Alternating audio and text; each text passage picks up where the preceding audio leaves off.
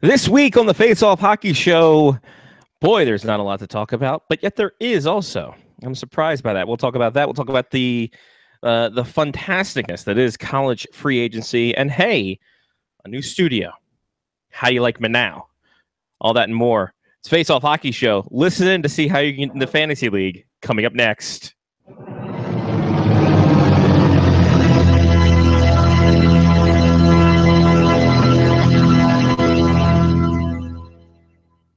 The following program is closed captioned for the thinking impaired.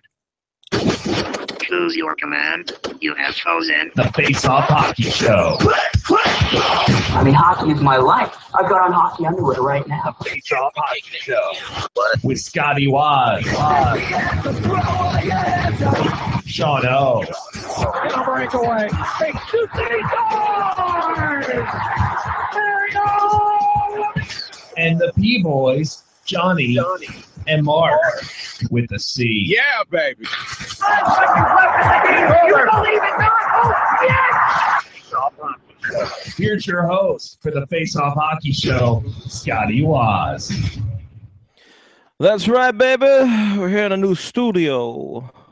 We're rocking chair and everything. We're here. We're ready to go. It's Studio 97 all set up.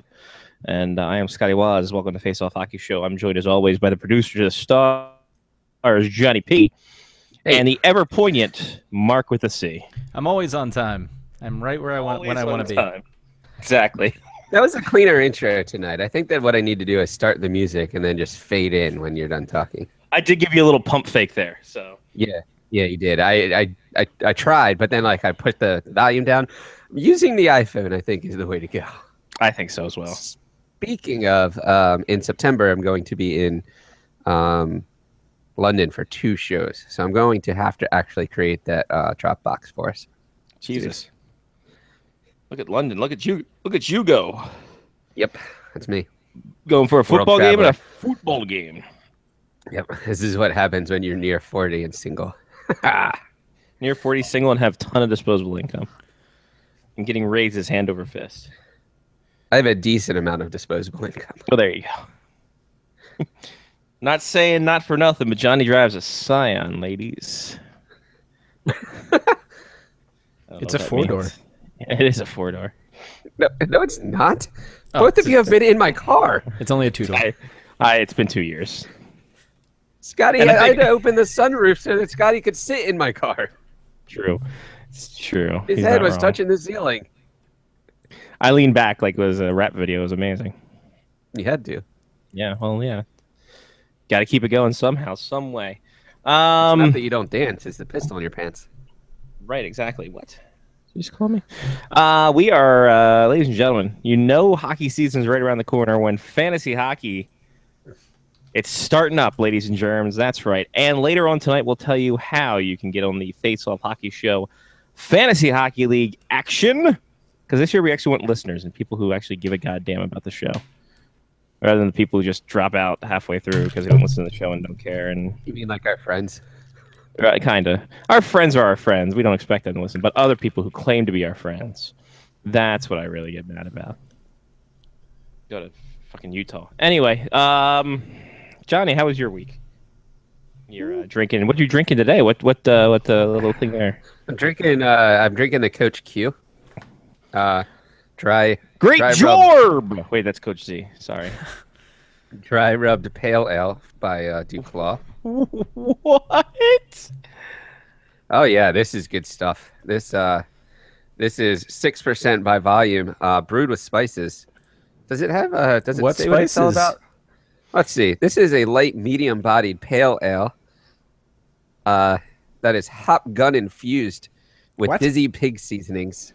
What? Dizzy Dust Dry Rub to add barbecue herbs and spices to its smooth multi-flavor and aroma. Now pop that top and get dusted. Several things here. Coach First Q. off, herbs. Respective fluid. Herbs. Yeah, Brooks? Herbs Brooks. Herbs Brooks. Yeah. Herbs Brooks. Second off, was this in collaboration with McCormick's? Because I'm that not sounds like sure. something I put on my steak. I'm not sure. If you remember correctly, back to the show a year ago or so, I had Oh, yes, bottles. I definitely of this. remember. I had bottles of this that didn't have labels on it because it was their like prototype brew. But then That everyone one. liked it so much that now it made it to mainline, and it has labels and such, and they sell it. That's tremendous. Can you How many also put on cases? your? Can you put it I on have your 4 cases of it in my house. Can you put it on your ribs and it would taste fantastic? Is that okay? Probably, yeah. You could probably use it to like marinate overnight. Well then, that's fantastic. Man, what else you got going on in your life, brother? So got that. Played some soccer this weekend. I don't know if I mentioned it last week or not. It was a charity event for Soccer Without Borders. You didn't Pretty mention cool. it on here. You mentioned it on your social medias. Yeah. So it's a pretty cool event. Had fun. Actually ran into Mark will probably find this funny. I ran into Christine Schaefer. She was the little sister of one of the guys that was on my wrestling team in high school. I think she was like 7 or something the last time I saw her. She was playing in this soccer tournament. I can't say I remember. I remember Schaefer, but I mean, was Christine Schaefer someone that I used to like when I was a kid? No, she was just one of the Hang out one with? of the siblings. Gotcha. She's just one of the siblings. I didn't know if you had hung out with any of the siblings. You weren't maybe. really around the wrestling team much, though, and Yeah, I do remember Schaefer though. yeah, yep. So yeah, that was funny. And we went to Kissling's. Kissling's used to sponsor the Hangover United team that I played on in the Maryland Majors League. So everybody got to see pictures of me with my head shaved. So that was a trip down memory lane in its finest. And yeah, tomorrow I leave for Boise. Wow. To start next week. Fantastic. So are you going to be in Boise next week, or is this just a weekend getaway? Weekend. I'll be back Monday. But then I have off the entire rest of the week because I'm going to the USA Costa Rica World Cup qualifier next Friday at Red Bull Arena. Lovely. Yes. So looking forward to that. Should be an awesome day. So why not take a week off to prepare? I would. Well, so I get back on Monday, right? And I wanted to take off Tuesday anyway, just to like catch up. But then I'm taking off Friday for the soccer game because the soccer game is like 6:30 on Friday night. So I was like, why might I go to work on Wednesday and Thursday? So I took off those 2 days also. You know what? When you talk it out like that, it is a genius idea. See, the logic of it's amazing, right? Oh my god! And I timed it very well because this occurred right after, probably like within days of my boss coming by and saying that I needed to take off work because I had too much time accrued. So I took off. So I have off Wednesday, Thursday, Friday, all of next week. So that's 10 days. When I leave for London in September, I have off Wednesday, Thursday, Friday, and the entire week after. So that's 10 days. So in the span of 1 month, I actually work for 5 days, I think. That's living the dream, ladies and gentlemen. That's living the dream right there. Yes. So I'm starting my summer vacation. How I spent my summer vacation in Boise and in England. Yep, true story. So yeah, that's pretty much my week. It was a lot of soccer related stuff. Just playing, getting back into playing. I think refereeing might be coming to an end. So gonna try and stay in shape. At some point when we don't have anything to talk about, we should talk about social adult leagues. Because I find that term to be oxymoronic. It is. Oh, trust me, we'll blow through this news quick, and we can get on that. Yeah, I mean, we can equate this to beer league hockey as well. It's not just soccer leagues. Oh, yeah, but I think the interesting part. But at least hockey's supposed to be competitive, right? Like the social soccer league is supposed to be like, hey, it's a social league, but we're a little bit competitive, and it ends up being like these high schoolers World Cups. Like, I mean, they're not in high school anymore. They're like 25, but like the only time they played soccer was in high school, like 10 years ago, and this is their World Cup. Their Monday night in Baltimore. Yeah. Oh yeah. You know what? That would kind of equate to. I've seen a lot of guys playing in Division III adult league. It's kind of just like Why is this your show? Like, why do you think this is the cup final? That might work too, actually. Yeah. See, the funny thing about socially is like, oh, we're gonna go play kickball, and then this is a thing. It's like adult. It's adult daycare. Essentially, is what it is. It's adult daycare at night. Yeah, until somebody breaks a leg. Right, exactly. And then you have to, have a fundraiser for that. So that's cool. Well, we'll talk about that here in a little bit. But first, we have to go to Mark with a C here. Well, how's his week been? Good week. We got a little more baby stuff done. Got more baby stuff. My entire basement is filled with stuff. It's a lot of stuff. But the room's mostly set up. Which reminds me, John, what do you doing Labor Day weekend? You around? Because Friday I am not there. I just said that. And then Sunday I referee a soccer game. Okay. Well, but outside of that, yeah. The parental Patanzas are coming down Saturday to come see the nursery all set up and there's not going to be a kid there yet, though, right? I mean, there's no guarantees. I hope not. We're in the window now. We're in the safe baby window. In the window to the wall. Wow. Yeah. I mean, we have this approximately 6 weeks left. Which almost at that non-waiver trade deadline where you're effectively past the Christmas freeze right now. Yeah, I mean, obviously we don't want him coming this early. We don't want him coming this early. But if something, because there's too much salary left, you still have to pay, right? Exactly. Yes, exactly. No, that's so much salary he has left until he has to pay. Oh. It works differently for babies, I guess. Yes, a little bit different. The earlier that he gets traded, the more salary we're going to be paying the rest of our lives. Yes, exactly. At least for the next 18 years. Right, exactly. 16 in some states. Yeah. And it depends upon emancipation. Welcome to Legal Face Off Hockey Show. Woohoo! If we had a legal show and it was sponsored by Legal Seafood, that'd be fantastic. But anyway. So baby time. You amped? Yeah. You ready to go? You have a bag packed? Ooh. No, I don't yet. Brittany has started hers. I mean, mine's going to be super easy, right? All I do is just throw like 3 days worth of underwear clothing into a bag and a cell phone charger. Well, Mark's got this. How long would it take to do that? What's that? Like, it's probably way easier for me. Most of all those clothes are on the floor already. All I have to do is put them in a bag. But like, I feel like for you actually have to pick stuff up. So like, how long would it take you to get? Yeah. I got to take stuff out of drawers. I probably, it'd take me 20 minutes. If I had to run home from work and pack a bag. Now, granted, that the goal here is not to have to run home from work to pack a bag. As we get closer, the bag's going to be packed. But that having been said, if the kid decides he wants to come early, I could always come home and throw things in a bag for 20 minutes and then take off.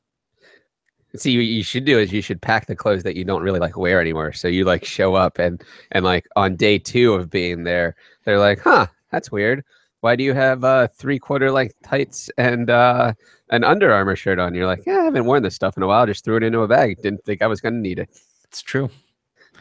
Yeah, I could definitely do that.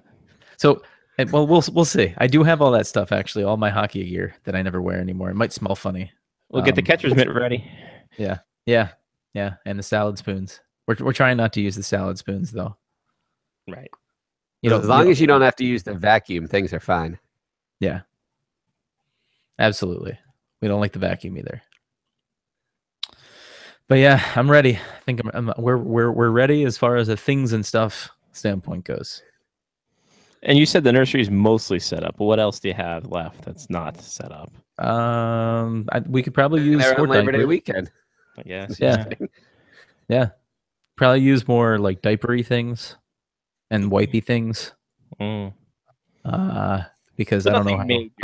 I feel like you should just set them on auto recurring payments from Amazon and have them shipped like every 3 days. Yep, that's exactly what I was just about to say. As soon as we figure out what brands we like, what brands the baby likes, because that's more important. Yes.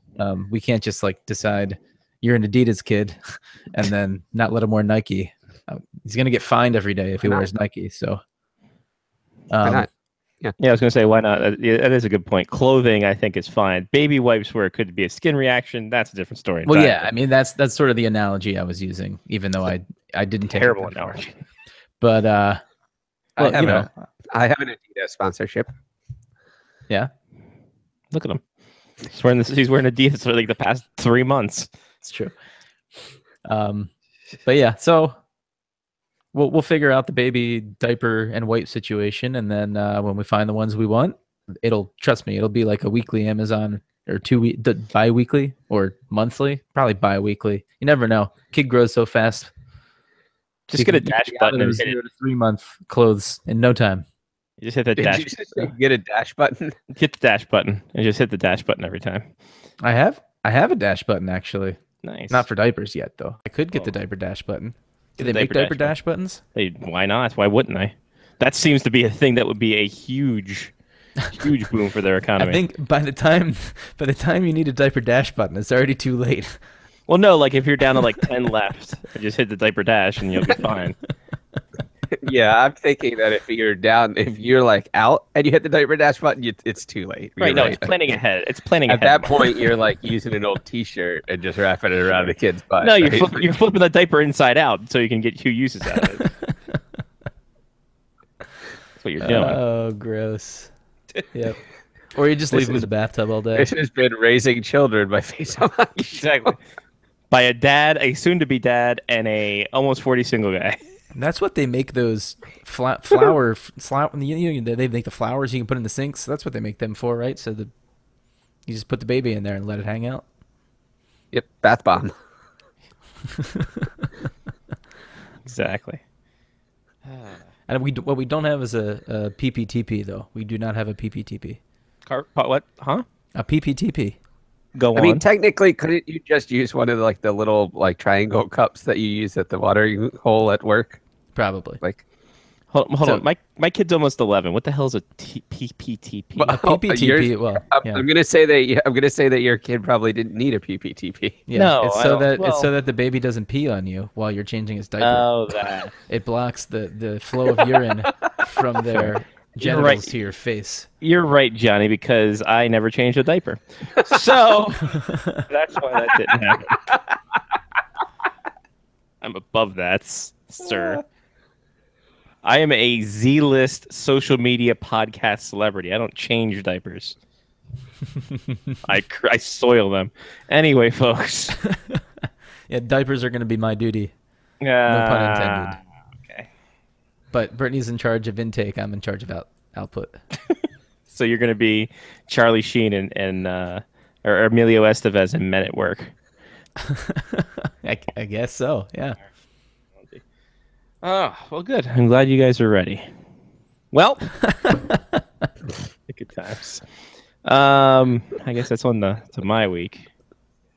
So we last left you. I was in Calgary, Alberta, Canada. Or sorry, Airdrie, Alberta, Canada. That night was a fun night.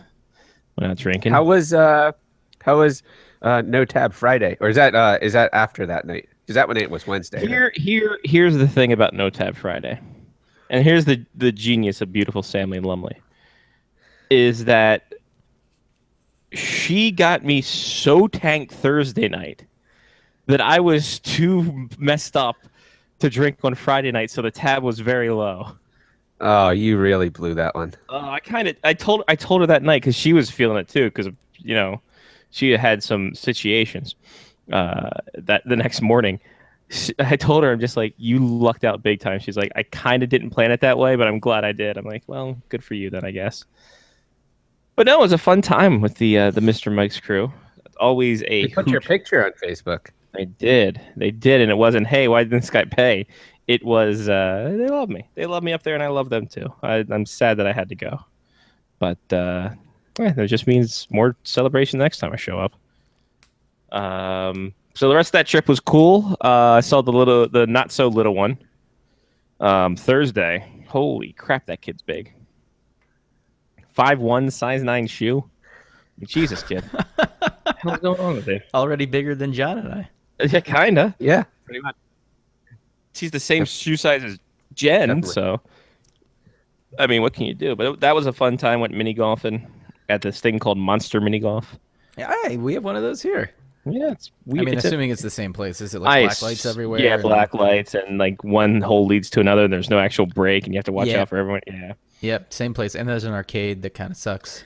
Oh, Katie's freaking cleaned up on the arcade. Yeah?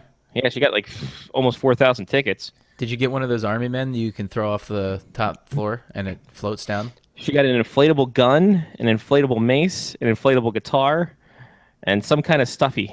So she was raking in the stuff. Very nice. Actually, I normally get some kind of stuffy as well. Yeah, well, yeah, that's just allergies for you. Back in the day, John and I always used to go after the army men with the parachutes. Yeah. Yeah. Yeah. And but our little balcony in our house, we had a split level. The foyer was the front door with the split level, and but it was never far enough to drop the guy off and have his parachute open. He'd die every time. Right. Shit. Well, what did you used to get when you were a kid at arcades? I never went to arcades. Well, that's no fun. So nothing. I didn't. Cool. Not an arcade guy. It's good talk. Well, we only played skee ball. Like we didn't play. We never played anything else. Like Mark and I played skee ball, and we got some tickets, and then we'd spend like 6 hours on the bubble hockey game. Mm-hmm. Here's the thing: I was playing hockey year round, so I never had a childhood, which is why I buy Oyos all the damn time. That's true. So I'm reliving. Yeah. Go ahead, Scott. I was having reliving my childhood at 34 years old. Yeah. That's fine. There was that one summer, John, that we played. I forget which pinball game it was. It was like the Knight Rider game or something like that. And us and the neighbor walked up to the boardwalk like every day and played that one pinball game. Yeah, we started dominating on it though. Yeah. After a while, you pick up patterns and how it rolls. Yeah. Nice. So yeah, Thanks, Newton. Yeah, good job, Newton. After the tearful goodbye from my Mr. Mike's family, I was heading to the airport. I'm like, I'll stop in a couple malls. I got some time to kill. So I went to the Flames Fanatic store. Uh-oh. Oh, no. And listen. Here's the thing. So I got this. I got this little life-size Johnny Gaudreau. Oh, yeah, it looks just like him. And then they had some sale ones because Dennis Weidman doesn't play. He'll knock over the official, so I have to watch out for him. That's true. You should definitely set up a Dennis Weidman one with the official leg face first on the ice in one of the rinks. Exactly. And then I got a little Michael Backlund action, and all three of them have different jerseys on, so I'm happy about that. It's delightful. So I added to my collection. Then got some shirts at some thrift stores. And then as I landed in Winnipeg, driving down trying to get back on the highway, lo and behold, hey, look, there's a Pro Hockey Life. I bet you they have a lot of Oyos. They did. I didn't have any. I didn't get any. Oh, you didn't have any of them that were in there. I was like, whoa. Exactly. So I came back, and I'll open up the closet, and they all start pouring out. So yeah, no, I didn't buy any there, but I told Pro Hockey Life, I'm like, listen, holla at your boy if you need some. You need to get rid of some of this inventory. So we'll go. So you signed up for their newsletter? Kinda. I've already been signed up, but that's neither here nor there. I will show you this though, because I have set up, as you can see, the new studio of the Dakotas. Lovely. You can't really see it now just because everything is on the down low, and by down low means I haven't raised the table yet. But I have like a nice little. I have to get it in focus here. Oh no, don't do that, Scotty. What are you doing? Where'd you go? I miss you so. Seems it's been forever since you've been gone. All right, so there we go. There's some stuff and some tings. You need to reinforce that top shelf there, Scott. I know, right? That's just a resin thing, so it's really crappy anyway. But it's nice. It's got some pops and some pictures, and I got my Oyo dressers. So then I got like my McDonald's dresser down there. It's quite tremendous. My Oyo dressers. It's not because I have a lot of clothes, which I do, but I have them for dressers because the rings can set up fine in there. Fine and dandy, I must say. But yeah, I decided to. You know what? Why not just show off? I have I don't think I showed this one either. Hold on. Hold on. Wait a minute. Wait a goddamn minute. Open image, new tab. Open image, new tab. Open image, new tab. I found a thrift store in Airdrie, and it was quite fantastic. Why are you not letting me? There, this is how. So there's a thrift store in Airdrie that I went to, and the best part about it was like it was just hidden away, and you didn't know where it is. There's a thrift store being advertised. What the hell? Oh, you cock fucks. Sorry. Well, no, screen share is being Explicit. a twat. Yeah, put the E down, ladies and gentlemen. Especially for that one. All right, I don't care. All right, so here we go. So where do you find the thrift shop? Well, it's the same door as the liquor store. So that's where you find the thrift shop. Get drunk. I feel like that is great marketing. Yeah, it's fantastic. Yeah, It's a great idea. it's a fantastic idea. Like, I mean, like, wow. Could you imagine showing back up at your house and being like, I thought you were just going out for beer, and you're like, I went out to get more beer, but there was this really awesome jacket from 1980 I needed as well. Honey, I'm leaving you. What? So there's that. I think you come back with like a leather motorcycle jacket Oh, that'd be tremendous. when you just went to pick up like a 12-pack. You'd be living the dream. So here's part one of Oyo Extravaganza. So here's the stuff I haven't put up yet. Here's the stuff that still needs to be built, including the 2 rings for $9.99. Love and life. That might be the Moon's got best another deal I've free. heard of in years. Dude, it was worth buying it, even though I really didn't need them. So, that's a thing. And then of course we have the. I like how you have officials as well. Great work. Why wouldn't I? Guess someone's got to keep this under control, right? This can't be all kinds of wacky stuff. You gotta get people ready to go. I have too much tabs. Too much tab. It's like Harvey Birdman. Too much tab. Deep cut. And here's the rink all set up with the mascots down here, the announcer guy. I think there are too many men on the ice. It's fine. It's warm-ups. Oh, okay. Doing great. They're doing drills. It's great. So the mascot's there. You got the operating booth guy. You got the announcer guy. You got the Zamboni guy. It looks like the All-Star Game skills competition. Kinda. You're not wrong. I'm gonna get you a Lego arbitration courtroom. That'd be great. Please do. For my birthday. Or just Do they sell Lego courtrooms? That would I'm be awesome. sure actually. they do. They have Already to. looking it up. Well, people have here we made go, Lego of course. courtrooms. Yeah. Here you go. Here's the goalie battle royal on one side, and of course the other pond hockey on the other side. It's fantastic. There you go. The Oyo rinks are ready to go. The backyard rinks are kind of small for the Oyos. Well, yeah, that's why they're like little pond hockey stuff. You can fit like 2 of them on there. Yeah. People got really detailed with these Lego courtrooms. Did they make a thing from? By the way, so I didn't have cable until yesterday. So when I got home on Saturday, we had to use antenna. Do you understand? There's a channel called Laugh, LAFF, No, and they show continuous streams of Roseanne and Night Court. that sounds like an awesome channel. Could be the greatest channel in the history of man. Well, half of it is. Yes, Yeah. exactly. It's true. I'll let you choose which half, and that tells you a lot about who you are. Here we go. Like So a- here's our courtroom drama Lego. They did a very good job. I don't know who that looks like. It could be Dumbledore at presiding. I'm not really sure with the beard. How do you get the going on Lego there, but beard? Can we You can zoom get in on him. that? There we go. We got a little zoom in action. Yeah, it looks like either Dumbledore, perhaps maybe the guy from Lord of the Rings might be our judge. John Oliver, it looks like, is pleading to the jury about something. That does look a lot like John Oliver. Why was that only given a 1 out of 5 stars? That's tremendous.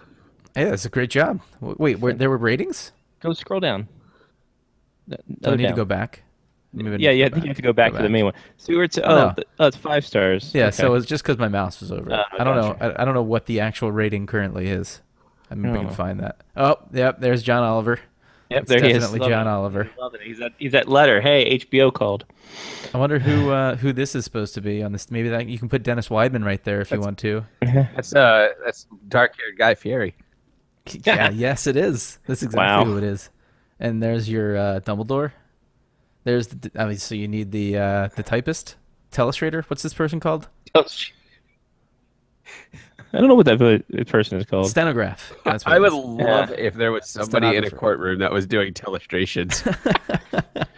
Like Craig Lachlan sitting there during the arbitration. He's Listen like, here, "Look, Joe B. He goes around this side, tries to get that, but boom, gets blocked by the judge.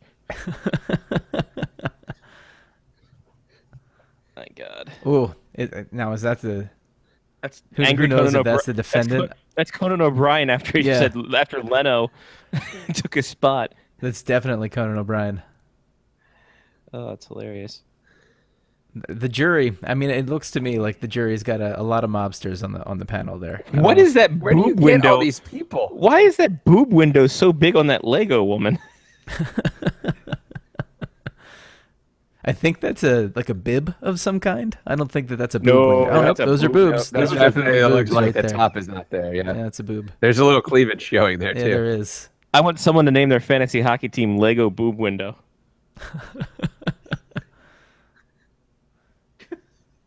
All right. And there are maps apparently. I don't know, but very detailed courtroom for sure. Good job. So let's Wow. get you one of those. Yeah, we'll make that happen. Make it happen in a big way. But yep, now we're moving in. We still have a couple things left at the old place before we just set it on fire and say the hell with it. We'll call it good. And then yeah, we're making our way in. God, there's so much space in this place. And that's amazing. That's good. Yeah. You know the problem with it though. Mm. When you move into some place that's bigger, it just gives you more space to put your crap. Yep. Fill it up. Really? You don't think I don't know that? You don't think? Get out of here with you. My God. So it sounds like a good week. You expanded your had- Oyo collection. Yeah. You got to see some people you haven't seen in a while. Have you gotten a job at Oyo yet? I'm trust me. Me and Jen have been working behind the scenes on that. Does Oyo need a historian? You know what Oyo needs? Oyo needs their own micro machine man, right here. I can't talk as fast, but that's dumb. So we'll see how this goes. You can do good live reads. Oh, I can. Believe you me, I can. Do Oyos do they have commercials? Not that I know of, no. It's just kind of a social media think thing and stuff. I feel like they're missing a market then. They just expect people to walk into like team stores and buy them, right? Like they don't really have to advertise, They basically. expect kids to see, hey, first off, they got smart. They started when the Lego craze came back in a big way. And they're just like, hey, we're like Legos, but we're sports. And the Lego people can't get the licensing. Booyah, we're jumping in. Genius marketing on their behalf. I wonder why Lego never got licensing to sports. Lego, they did. Like NHL had some Legos, branded Legos, but they were garbage. Like it was robots. It was Lego robots as hockey players with an NHL logo in front of them. It was just straight garbage, and they couldn't make a good hockey Lego guy, and it just didn't work. Then Oyo just came and perfected it. That's right, Oyo, oyosports.com for all your Oyo needs. There you go. So yeah, it was a fun week. Sorry, hate to go, but now I had to come back to the real world, and here we are. All right. Well, Johnny, you want to cue the music? We got some news to talk about, ladies and gentlemen. See what condition my condition was in. What condition my condition was in. It's almost too bad that I'm not allowed to play that Glorious song from WWE. I know, right? Would have been great. You can He play debu- 15 seconds of it, can't you? It takes 15 seconds for the build up. Hmm. He debuted last night on SmackDown. It was tremendous. It was glorious. I watched it, actually. Yeah, boy.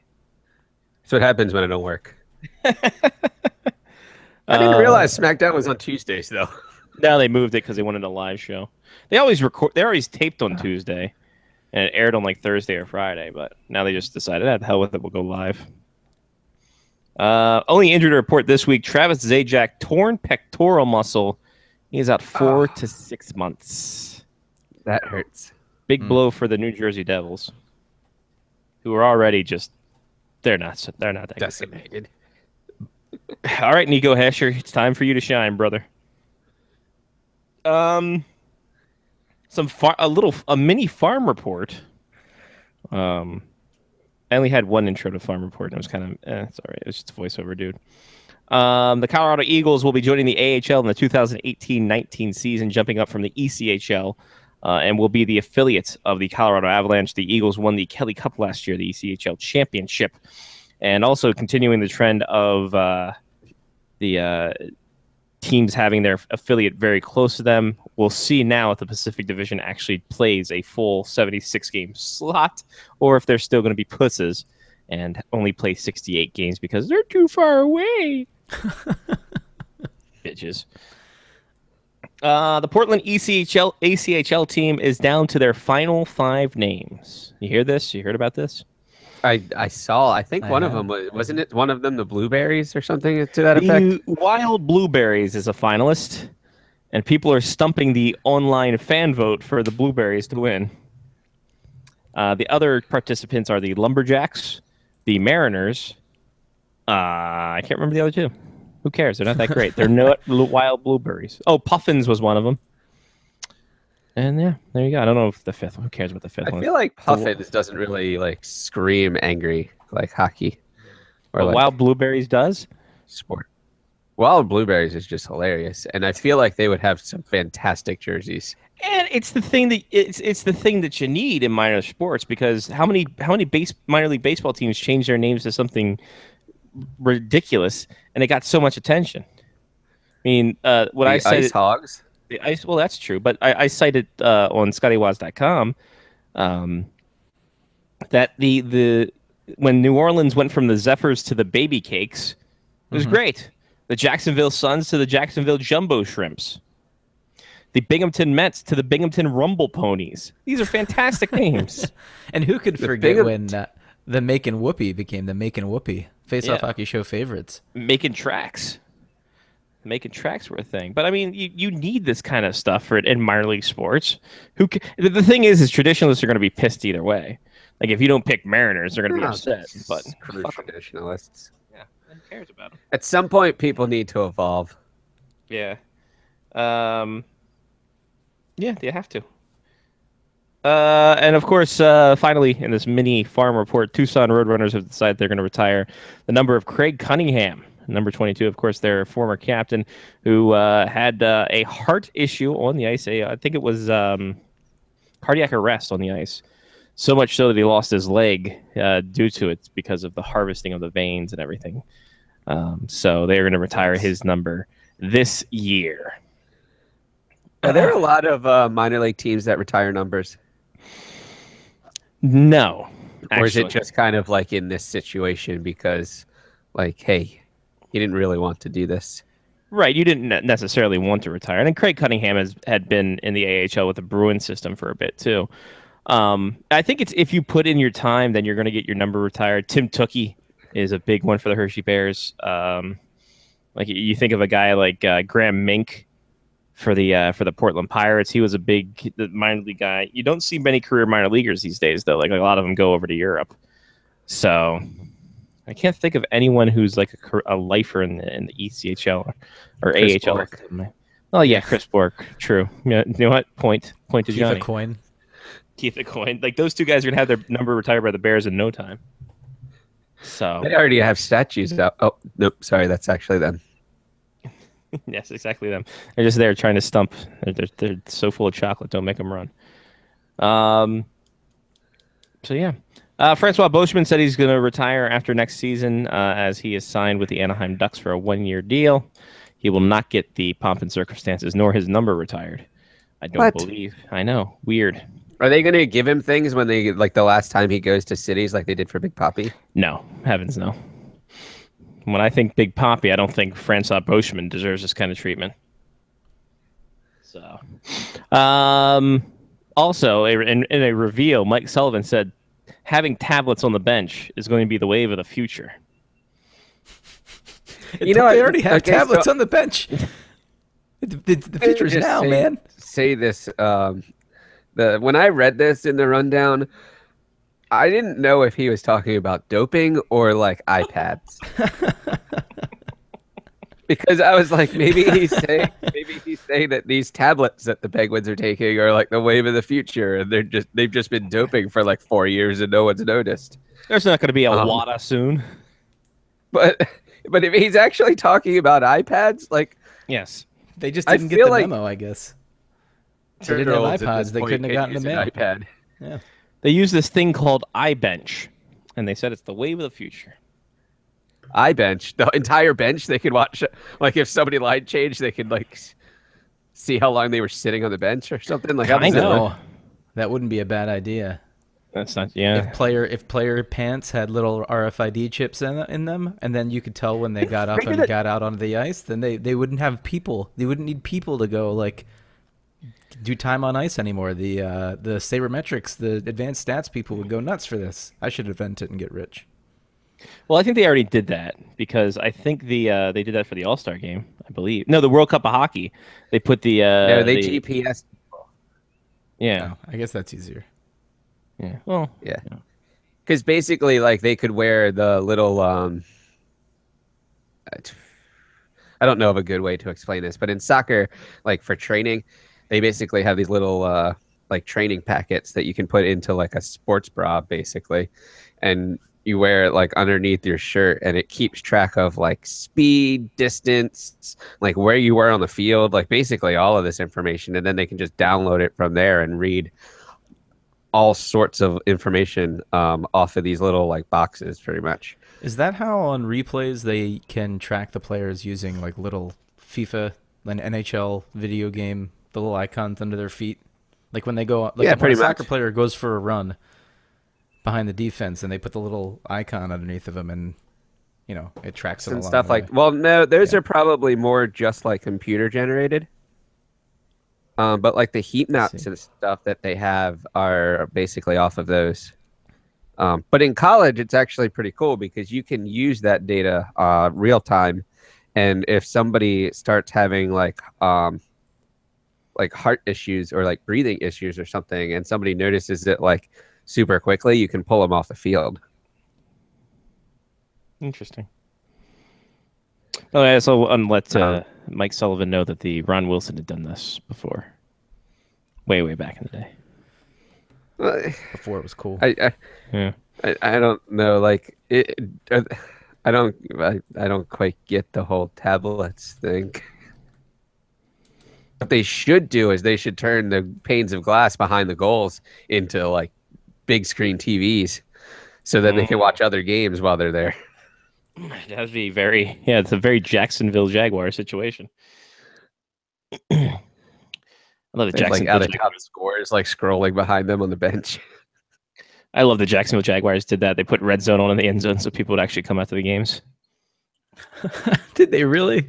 That's awesome. Yeah, they did, because there weren't getting any fans for the Jaguars, because not only were they god terrible, but no one's in Jacksonville cares about pro football. That's who I'm going to see. The Ravens are playing the Jaguars in London. And let me guess, the Jaguars are probably the home team. I bought a football jersey. Congratulations. Oh, yeah, it's Justin Tucker. We talked about it. Nice. Yep. All right, so adult social leagues. Boy, howdy, are those something. Because Mark and I were in it together for a bit. I can understand it to an extent. It's a way to stay active. I don't get where the like massive amount of competition comes from. That's a good point. To me, it's really funny though, because my line, I look at them and I'm like, "Is this the most competitive thing you've ever done in your life?" And it kind of pisses people off, and I don't know why. Because maybe it is. Maybe it actually is. Maybe they weren't allowed. It's also really funny too, because I'm like 15 years older than everyone else. That does it. So it's pretty funny to me, but I don't get it. I don't understand. I don't understand where these leagues that tout themselves as being social or like charitable or I guess those are the only two really things they tout themselves as, like turn into something basically where just all hell breaks loose. Like, I mean, maybe it's just the competitive nature of people. If you like put people on a sports field, at some point, like things will break out. But I don't know how it gets to that. I don't know. I mean, I watched you guys play hockey. I feel like adult hockey is more competitive than, or supposed to be more competitive than a social soccer league on Monday night. I wonder if it's not generational.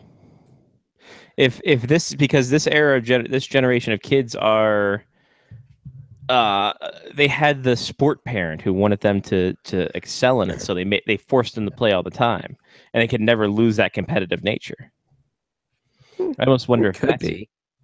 Because I used to know a kid who lives down the street and another one who lived up the road. Just their dads just nailed into them. You're going to play baseball. You're going to baseball this, baseball that. You're going to play year round. You're going to be on travel teams. You're going to do this, that. I'm like, some kids burn out of that, but there's also some kids who just be like, yeah, we have to do this all the time, and then they get back into it, and they can't get out of that competitive nature. They don't know how to have fun.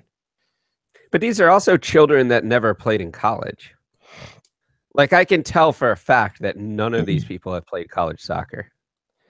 And it could be that chip on their shoulder, like, oh, you don't think I'm competitive? Well, some of them may have played college soccer. Sure. I'll put it that way. But for the people who didn't, it's just like they have a chip on their shoulders, like, oh, look how good I am now. You cut me from the varsity team. I'll show you at 25.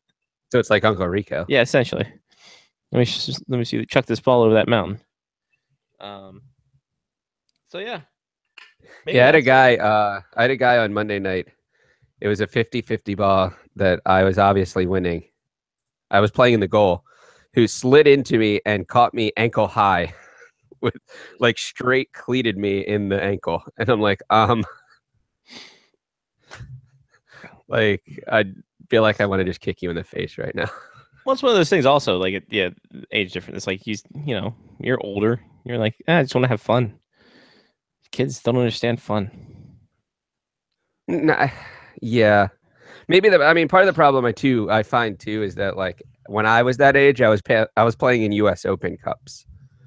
I wasn't playing on a social league on Monday night. Right. But I mean, like we were saying with hockey, like the same thing happens at your like Labatt tournament. I remember like hockey games where you guys were playing and like all of a sudden somebody would just haul off and crush somebody with a hit when you're not supposed to be hitting people at all. Yeah, and I apologize. It's fine. Well, no, you just shoot the puck from your own zone. It's true, and it ends up ringing off the post every now and again. Yeah, I mean, and you have those teams like the team we beat for our championship, which have the banner right over here, to the right here, left here, right ever. Point is this: the team come up from Richmond. You got traveling adult league teams. The hell's going on? Like, what happened? Come on now, better than this. So, I mean, Mark, comment. You want to jump in on this? I agree with John in the fact that there are a lot of people who play social sports that don't really understand the competitive nature of the game that they're playing, at least as far as the actual game that they're playing, because they take it too seriously. 99% of the people who play in those leagues have to go to work the next day. And the last thing that I want to do is challenge a 50-50 ball with you if you're taking it seriously enough that you're going to come in cleat first like they did to John. Or come in and if you're on a hockey, a beer league hockey team, if somebody's going to go full speed into the crease, I'm just stepping out of the way because I'm not going to get hit by you if you're really going that fast trying to score a goal. I got to go to work tomorrow. So good for you. You scored a goal in a beer league game. Congratulations. That's how I feel about these sports. We had that with Punchy McMelee. It's kind of a situation where you take it. Doesn't it also kind of stem from the fact that like after the game you get to go to the bar and talk to your friends about how great you were for the last hour? Yeah, good for them. I suppose. Good on them. Good on them. They want to go ahead and do that. I mean, hell, I think Swatala brought in a ringer we've had a couple times. He just hung back because he knew like he could walk end to end on these guys, and he just whatever. Yeah, that's keeping it But it's fun. supposed though. to be for fun, right? It's supposed to Exactly. keep you in shape. Yeah. It's not like all of a sudden somebody from the Blast is gonna like walk into Latrobe Park and be like, "Oh, you know what we need? We need a guy that can play 7v7 Monday Night Soccer and score on a small goal. You should Yeah. come and join the Blast." First off, that'd be tremendous. That'd be the story of the year. They get people Speaking of interested the in Blast, I can't wait for that MISL podcast. I want that to start. kicking in the Bulls. Oh yeah, that's the one Lock on 4 is doing. Yeah, the one I sent them a picture of my yeah, gear. I saw that. It looks fantastic. Jason Lonconfora, a man of everything. His they got a podcast. It's him and Jerry Coleman. Be More Opinionated. So it's all Baltimore centric sports stuff. It's good. Do they have? I keep forgetting Baltimore Lock. accents? A little. Jerry Coleman has the prototypical old school radio guy. Lock on 4 gets riled up a little bit, and he gets the Baltimore accent. I keep forgetting that he started out. Now he's an NFL insider. He started out as a reporter for the Rochester Americans in the AHL, I believe. He was a very big hockey guy. And then a big Baltimore sports guy at the Blast and everything like that. So, and I keep forgetting he's based out of Baltimore. So it's Jason Lonconfora, catch the fever. How many insiders are from the Baltimore area? Kuiper, Billis, the other guy. I think that's about Scott it. Van Pelt. Yeah. Oh, Tim Kirchen. He's a MoCo guy, but still counts as Maryland. We'll count him as Baltimore. Van Pelt. I just love watching when he and Scott Van Pelt talk to each other. Especially because Kirchen, when he laughs, he doesn't open his mouth. It's weird. No, but he also doesn't stop. No, he doesn't. And it's very infectious too. It really is. Speaking of randomness on ESPN, so I was sitting at home by myself and watching the Little League World Series today. Oh, these 12-year-olds are massive. Dude. There's a kid I saw, like, he plays for Tennessee. His name is like Timmy Boog Powell. And this kid's like 5'2", 230. I'm like, Jesus Christ. There was definitely a kid on today that was 5'3", 168, and I was like, hold on, I'm 5'3", 158, and I was like, I'm 5'3" and 158. Like, jeez. There you go, Johnny. Just shave a lot, and then you too can be on a baseball team and Danny Almonte this whole thing. I don't think I could hit the ball that far though. That'd be great. You'd be part of the team that uses an older player and then loses. They're like over 40. They make me use a wooden bat. They play the little leaguers versus the over 40s as long as you're the same height. Oh, so it's the Italian Baseball League, is it? Now that's actually something I would pay to watch. That'd be tremendous.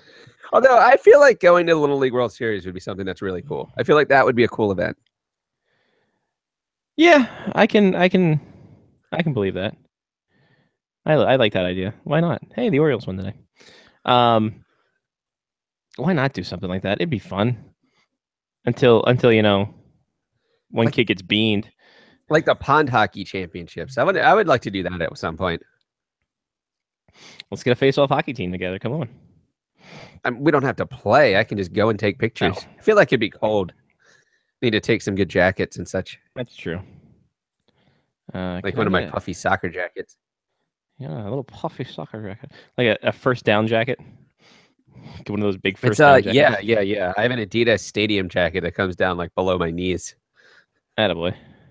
It's like walking around in a sleeping bag. By the way, how good is Manny Machado?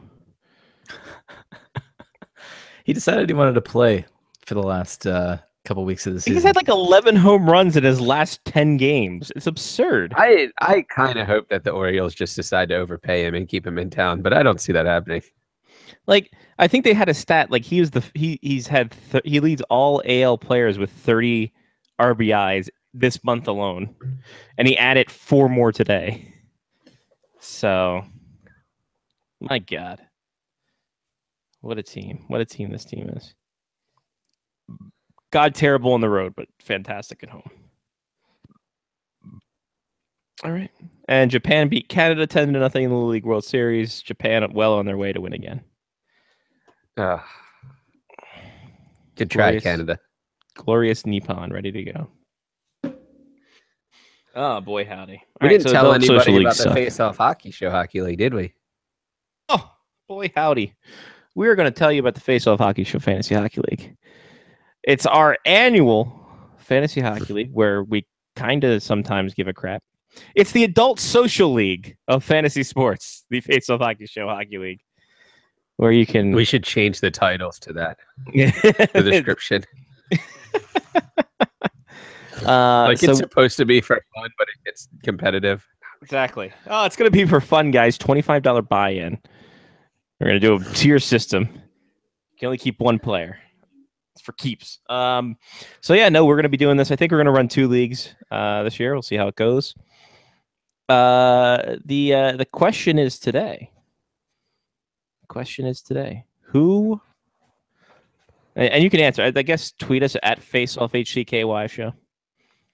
What was the thing that I told you people to name your fantasy hockey team from earlier in the show? So that means you can actually rewind and listen to it again. And then if you get the answer correct, we will get back to you and we'll find a way to do it until we, for next couple weeks. I think the first draft is not until September 22nd. Do I have to know in order to get in? Or because I'm a commissioner? I don't remember. I'll have to go back and rewind and listen. You're going to have to go back and listen to it. But no, you're commissioner of one league, Johnny. I think you're safe. The Liute division. Liute division, the Hirsch division. The Liute division is very international friendly as well. If you're an international and would like to join. Exactly. Mine's not. Mine's on a Friday night at 7:30 Eastern time. So don't you dare miss it. And Johnny's is on a Sunday. Scotty's is very not single friendly. Yeah. Scotty's is he only cares about himself friendly. So that's happening. I also think I'm working overnights that week, so that's kind of why I put it that late. Because I got wrestling the weekend after that, and then hockey after that. So yeah, WWE's coming back to Grand Forks, and Jen and I are going. I forgot to talk about that this week. I wasn't in town. Nice. Are you taking a Maryland flag again? Yes. Odds are that I will. Should. As I should. Just wear my Maryland flag Zubaz too. I saw something that said that people were angry about the Maryland flag now. Well, yeah, because it's racist. Well, I mean, it's connected to England. I don't believe that it's racist. Isn't it just connected to the coat of arms from England? No, apparently the story is that the... So this has changed quickly. So it's changed very quickly.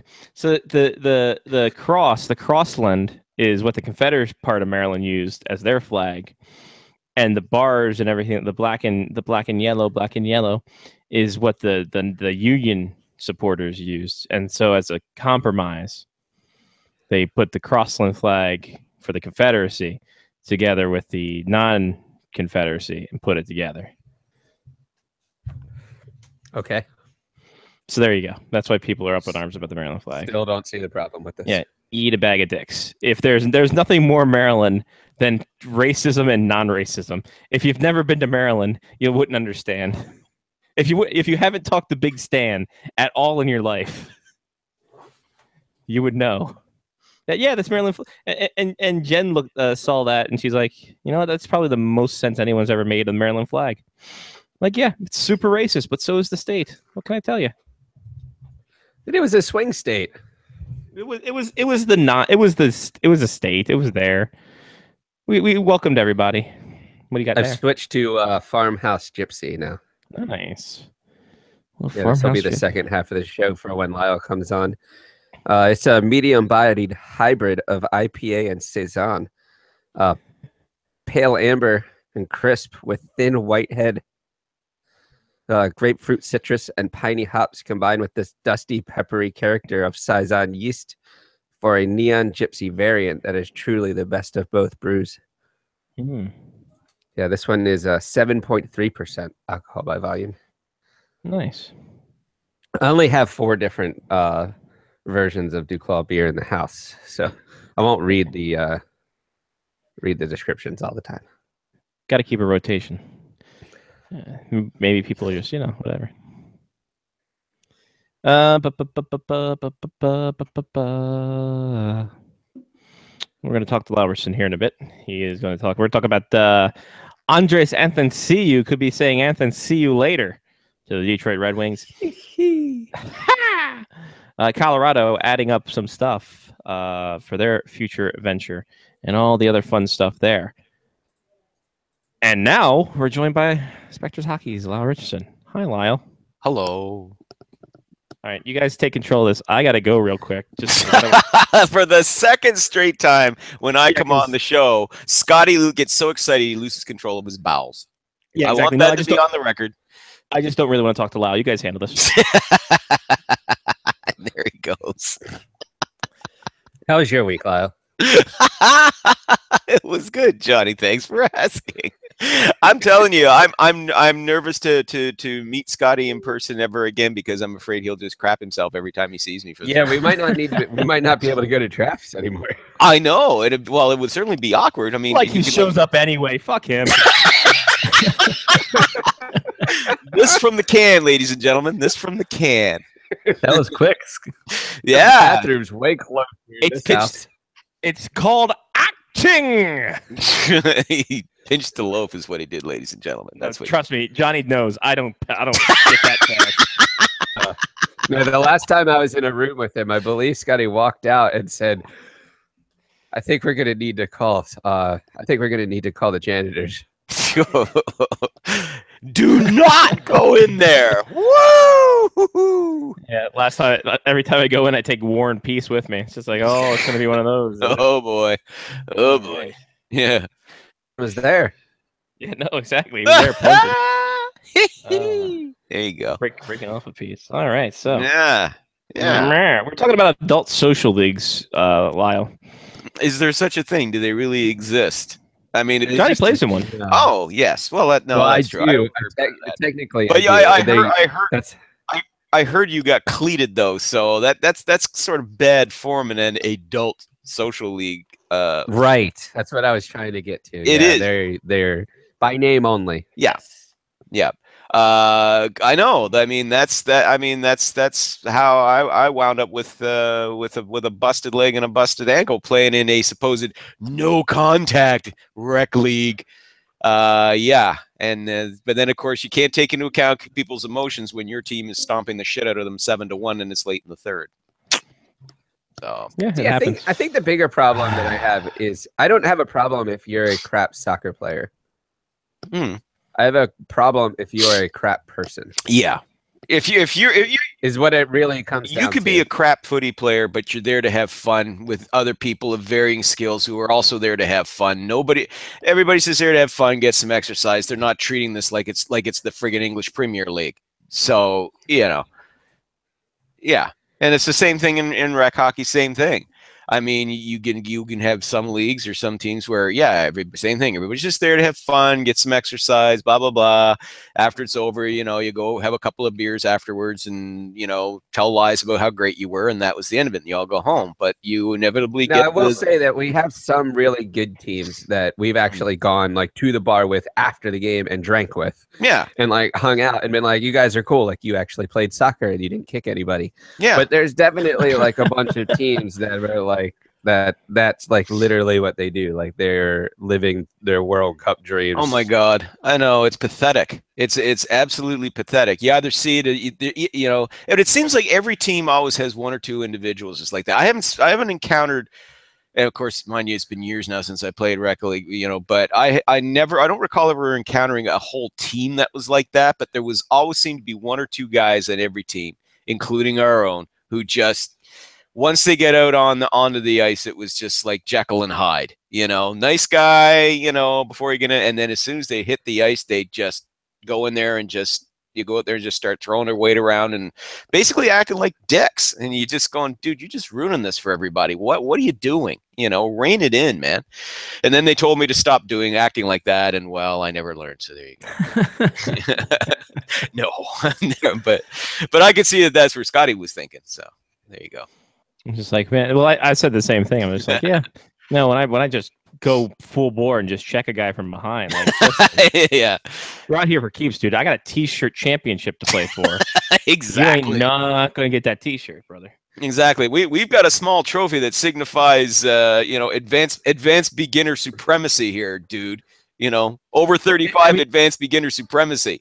Okay. It's the funny thing is just like, yeah, we got a banner and then we get bags, new bags, and that was it. The only rec league team I ever played it that we actually won anything, and it just one time, as I said, we got a little trophy that big, and we did the big pose for the championship with the trophy sitting on the ice. It's almost invisible on the ice. You can barely see it, but you go, yeah, and then you go and you got to. Yeah, and then you go and you sit in the dressing room and have a couple of beers and a few laughs. You don't douse yourself in beer because, hey, that shit costs money. And then that's the end of it. You shower and you go home. Yeah, unless you win the Labatt tournament at then just let it go, man.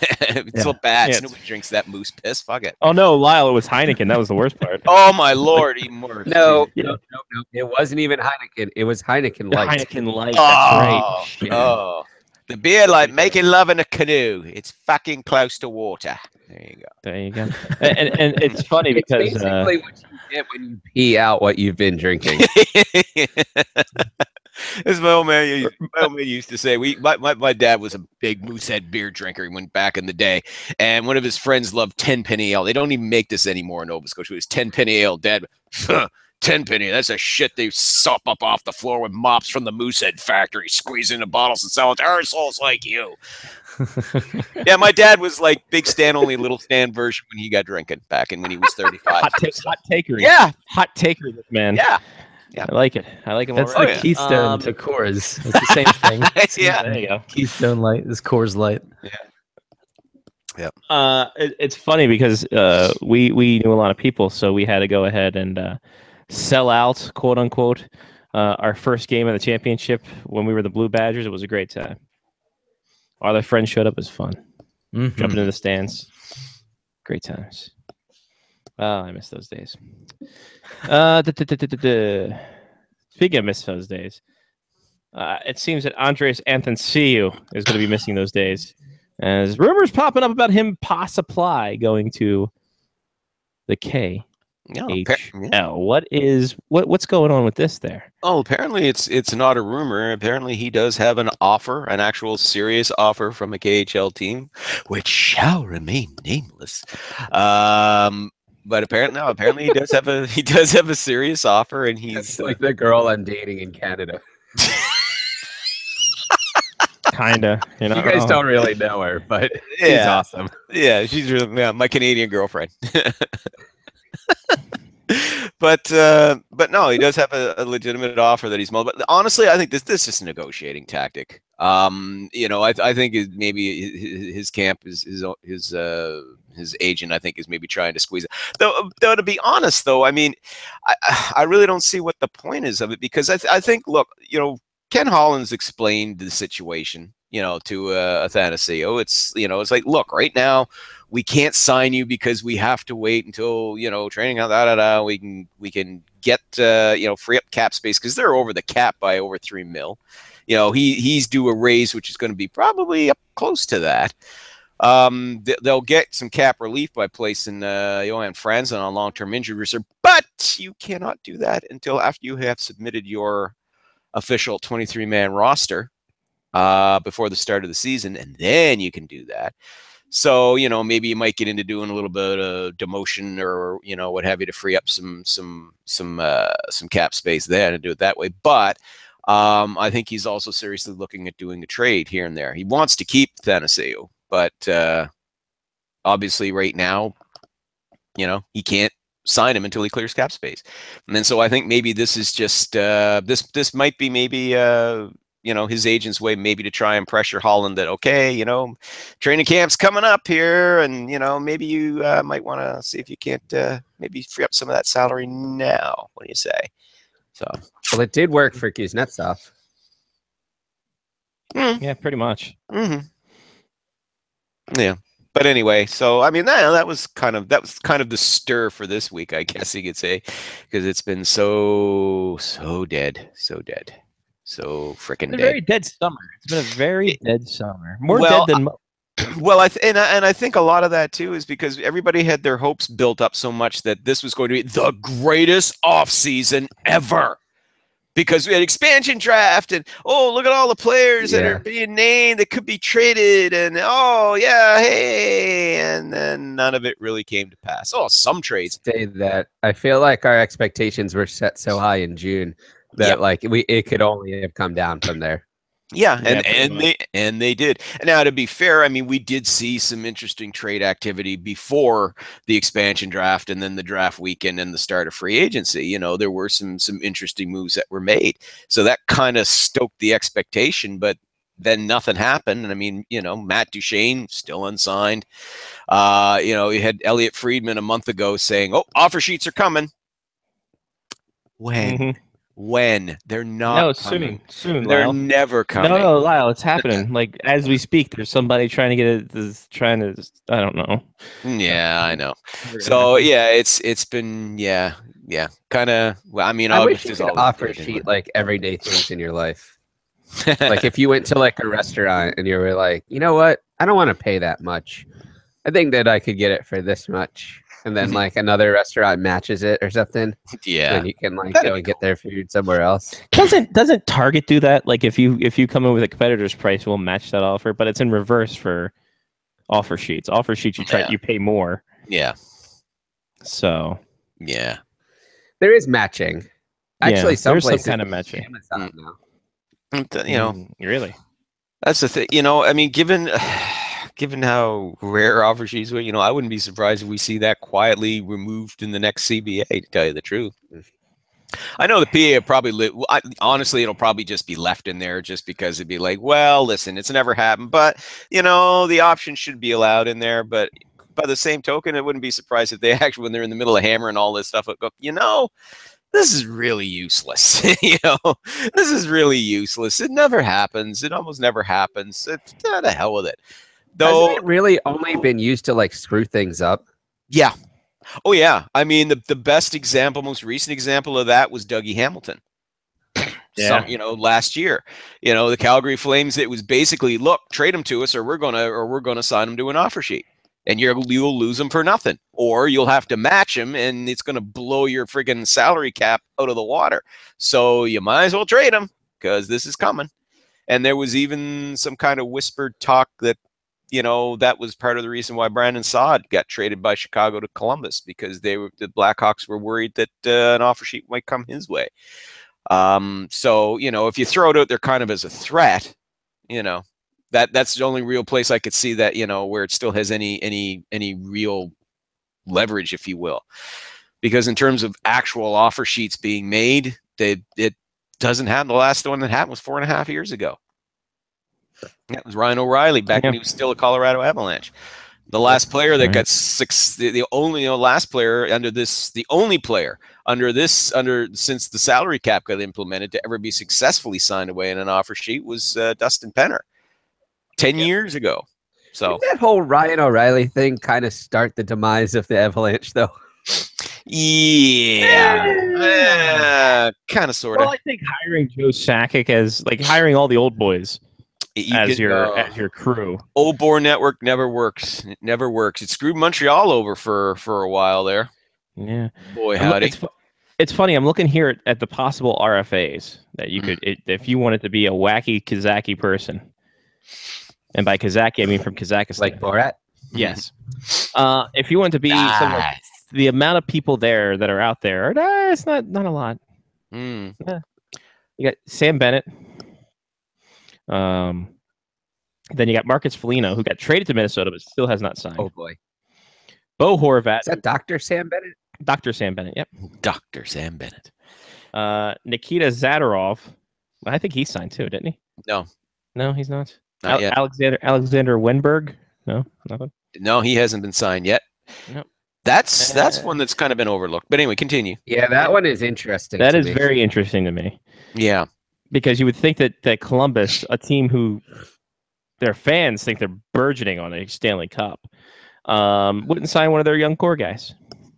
Well, they will. It's just they're doing their thing, doing their money.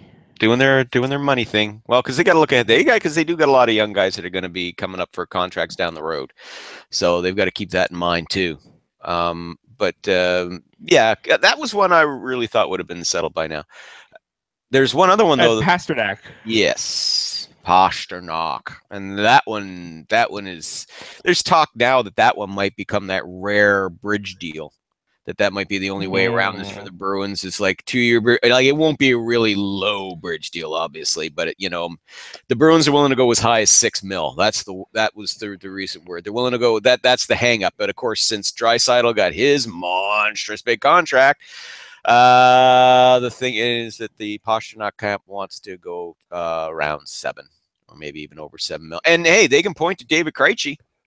They were willing to give. Now, granted, that was the previous management, but regardless, they're willing to pay David Krejci $7.125 million per season. So why don't you pay out a kid who's hasn't even yet entered his prime and already 34 goals, 70 points last season? Lock him up long term, give him $7 million. That's what his agent's looking at. It's like, come on, hey, this isn't like Krejci where you got a fading prospect on your hands. This is a guy who you're going to lock up for the prime year. So why not pay to get him? But Bruins see it a little differently because it's the Bruins, man, and it's what they do. It's what they do. Exactly. We mentioned the Avalanche. Not only last week did they get Dominic Toninato, a big get for college fruit. They also signed prize college free agent Alex Kerfoot. Yep. Former captain of your Harvard Crimson. And a Hobey Baker nominee this season. He lost out to Will Butcher. Will Butcher, who's still going ahead and waiting for that. Where did he play?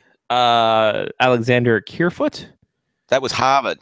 The Harvard Crimson. Harvard Crimson. Yeah. Yes. I think he was the third person on the stage. Yeah. I'm trying to remember because I watched that. I watched the Hobey hat trick. The giving out of the Hobey Baker Award. That was where it wasn't such a production as the Heisman Trophy is. No, just saying. No, but that was the first time where I became aware of Kerfoot. I mean, Butcher I knew beforehand because, of course, of the Frozen Four and all that happy stuff. But yeah. Again. I'm here in Canada where everything is all wrapped up around our juniors, but occasionally, yes. Considering the push that TSN has got to put any hockey on and put an NCAA hockey. Well, and NCAA, and that is the good thing, though. I mean, at least like for the, for those championships, we're seeing more of that than we used to in the past. I wish they would televise a little bit more. Well, they did a lot of Hockey East this past season. I know that for a fact. They have. Yeah, they have. They did do that. You got to kind of go further down your dial to TSN 5 to find it, but it's on there nonetheless. It's better than nothing. I'm actually surprised how much college hockey we get. That's true because we get a lot of college hockey. CBS Sports Network's really taking a lot of college soccer too, which is interesting to me. There's a lot of college networks out there, by the way. I just want to say that. So many college networks. I'm waiting for the NCHC to do that instead of the Power Conference in hockey. Just waiting for them to have their own little streaming site, and away they go. Should bring that up next time I see the commissioner there. Hey, commissioner, stay away from me, sir. I'm like, all right. It was funny that I read an article today that basically they were talking to Kerfoot, and they were talking to him, and they said, like, you're going to be a big part of the Avalanche. And then there are some trades that might make you a bigger part of the Avalanche. And it was basically like, yeah, so if we get rid of the people that are like between 22 and 24, we're going to need someone like you. Yeah. Yeah. Yeah. You're going to be our guy. Yeah. Yeah. It's amazing. Don't worry. Tyson Barry Stahl will be a perfect fit for your gear. Don't worry there, young man. Christ, anybody. They have 3 defensemen signed, by the way. Yeah. If you're scoring at home or even if you're alone. Now, Zadorov, you had mentioned him earlier. Apparently, there's an agreement on the term. It's the dollars they're still sorting out. Term's been worked out. Dollars has not. But he's obviously not following through on his threat to sign with a KHL team because that was supposed to happen if he wasn't signed by the end of July. So you got over 11 million cap space. Give the dude some money. I know. Jesus H. This is the point in time where you put people into that like glass box that just has a bunch of money in it, and you're like, all right, we're going to give you 7 years. As much money as you can grab, that's what you're getting each year. As much as you go. You have 30 seconds. What is? I mean, obviously nothing on Duchesne as of yet, but like, what the hell are we like? Who is he going? Who goes first out of this whole kerfuffle that is the Colorado Avalanche? Can we even predict who will go first? Well, I still think it'll be Duchesne.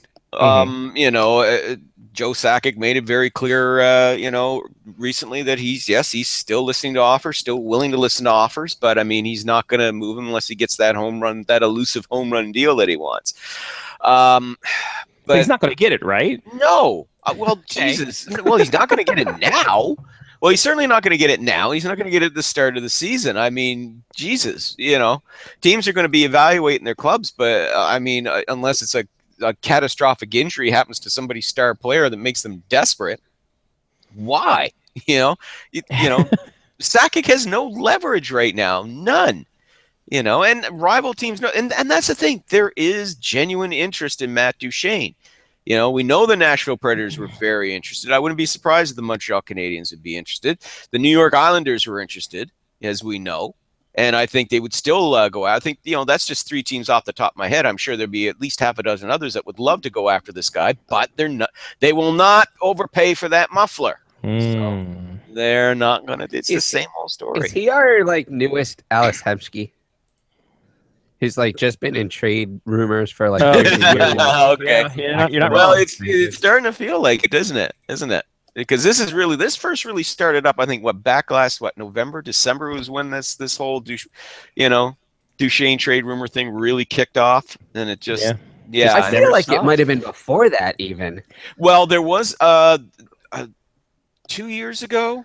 I think it was 2-3 years ago. I feel the like Ottawa, it's been 2 years now. the Ottawa Center. It was back in November, I think, 2015.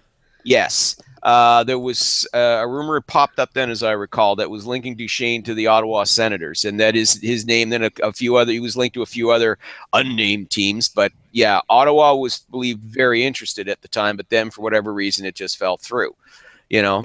And then that rumor kind of died away for a while. It just went away, but it resurfaced, you know, midway through last season when, of course, the Avs were out of playoff contention by Christmas, and it just, you know, blew up, and it just continues on as it is now. So, you know, and it's got to be tough for Duchesne. He's got to sit through this, but, you know, at the same time, hey, you're being paid the big bucks, and, you know, if he doesn't have a bounce back season, if he has another crappy season, I mean, his value is going to be in the toilet.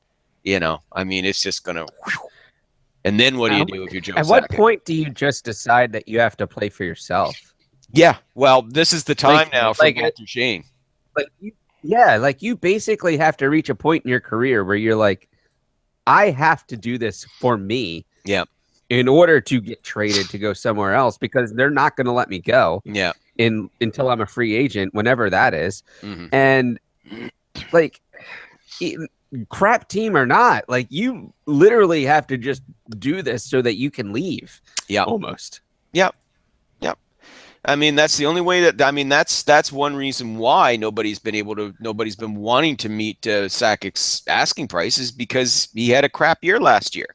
And that's led to talk of, well, he's not really a first line guy now, you know, he's more a complimentary player. You're hearing that, whereas, you know, God, 2 years ago, you would never have heard that said about Matt Duchesne, you know? So, you know, if he bounces back, has himself, like, let's say even a 60-point season would do wonders for his trade value, you know, because then people will say, well, you know, look, I mean, he regained his form. Imagine how many more points he could put up with you know, on a good team. So, you know, that's the situation. Somebody's going to get him like super cheap, and he's going to put up like 85 points that year. Oh God, that'd be fantastic. But that would be the Colorado way, essentially. How, God, if you're Nathan MacKinnon, how do you feel right now, seeing what's happening to this is a club you invested long term with, believing that they were going to be on the right path, that they're going to be building, and now here you are. And Nathan MacKinnon's not an old guy by any stretch. He's still in his early 20s, but you know, you've turned around and invested long term on a team that right now it doesn't look like they're going anywhere. You know, I mean, they do have some Well, at promising least they kids can't get relegated. That's Yeah, true. They haven't been yeah. relegated yet. Yet. But, you know, sure, you got some promising kids in your pipeline, and you're going to get more if you keep finishing crap in the standings. But, you know, hello, that's not really a good way to build yourself up here right now. And they're a mess. They're an absolute mess. And Are it's there any almost, really good 13-year-olds that we should be looking out for? Because I feel like that's what they have with. They have about 5 years right now where they're going to be crap. But I mean, the whole thing that gets me is just how fast they went downhill in just 3 years. Remember, they finished atop the Central Division 3 years ago. They were second overall in the Western Conference. I know we laugh, but I mean, yeah, it was just 3 years ago. And they go from that to rock friggin' bottom, dead last in the standings just 3 years later. And yeah, part of it's because they let Paul Stastny go. They traded away Ryan O'Reilly. And look, I understand the rationale for letting Paul Stastny go. It's probably a good thing they did, given the money, how much money that St. Louis paid for him and what little real honest return they're getting for the guy. Which, to be fair, in his defense, I mean, he has been hampered a lot by injuries since he left Colorado. But you know, Ryan O'Reilly, I mean, yeah, he was forcing the issue. He wanted big money. You know, blame previous management for overpaying him there, that set the stage for that.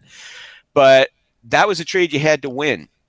And so far, from what we've seen, you know, I mean, Grigorenko, one of the kids they traded for, he's gone back to Russia. Zadorov could be a good top four defenseman. I don't believe that he's the stud top pairing defenseman that he's made out to be. I think he could be a really good second pairing guy. But is he worth a Ryan O'Reilly? No. What about the draft pick? The prospects and the draft picks that they also got in the deal. What's become of them? You know, I've seen their names pop up from time to time, but you know, none of them are what I would call can't miss kids. You know what I mean? I mean, none of them, you're not sitting there looking at them and going, that's the next Mitch Marner. That's the next William Nylander's right in there. You know what I'm saying? That's a Leon Draisaitl in waiting. You know, nothing. So, quite frankly, at this stage, it looks like they lost that trade and lost it badly. They didn't get a good return for Ryan O'Reilly, and the results you can see, they speak for themselves. And then you lose Calvin Pickard in the expansion draft, which to me, I still don't understand that one. That was just ridiculous. And that's what really started.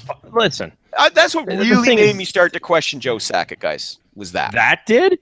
Okay. That one really, well, again, I stated the reasons why they let the other guys go. And I was willing to give a benefit of a doubt because I wanted to see what was going to happen with the shake of the Ryan O'Reilly trade, you know.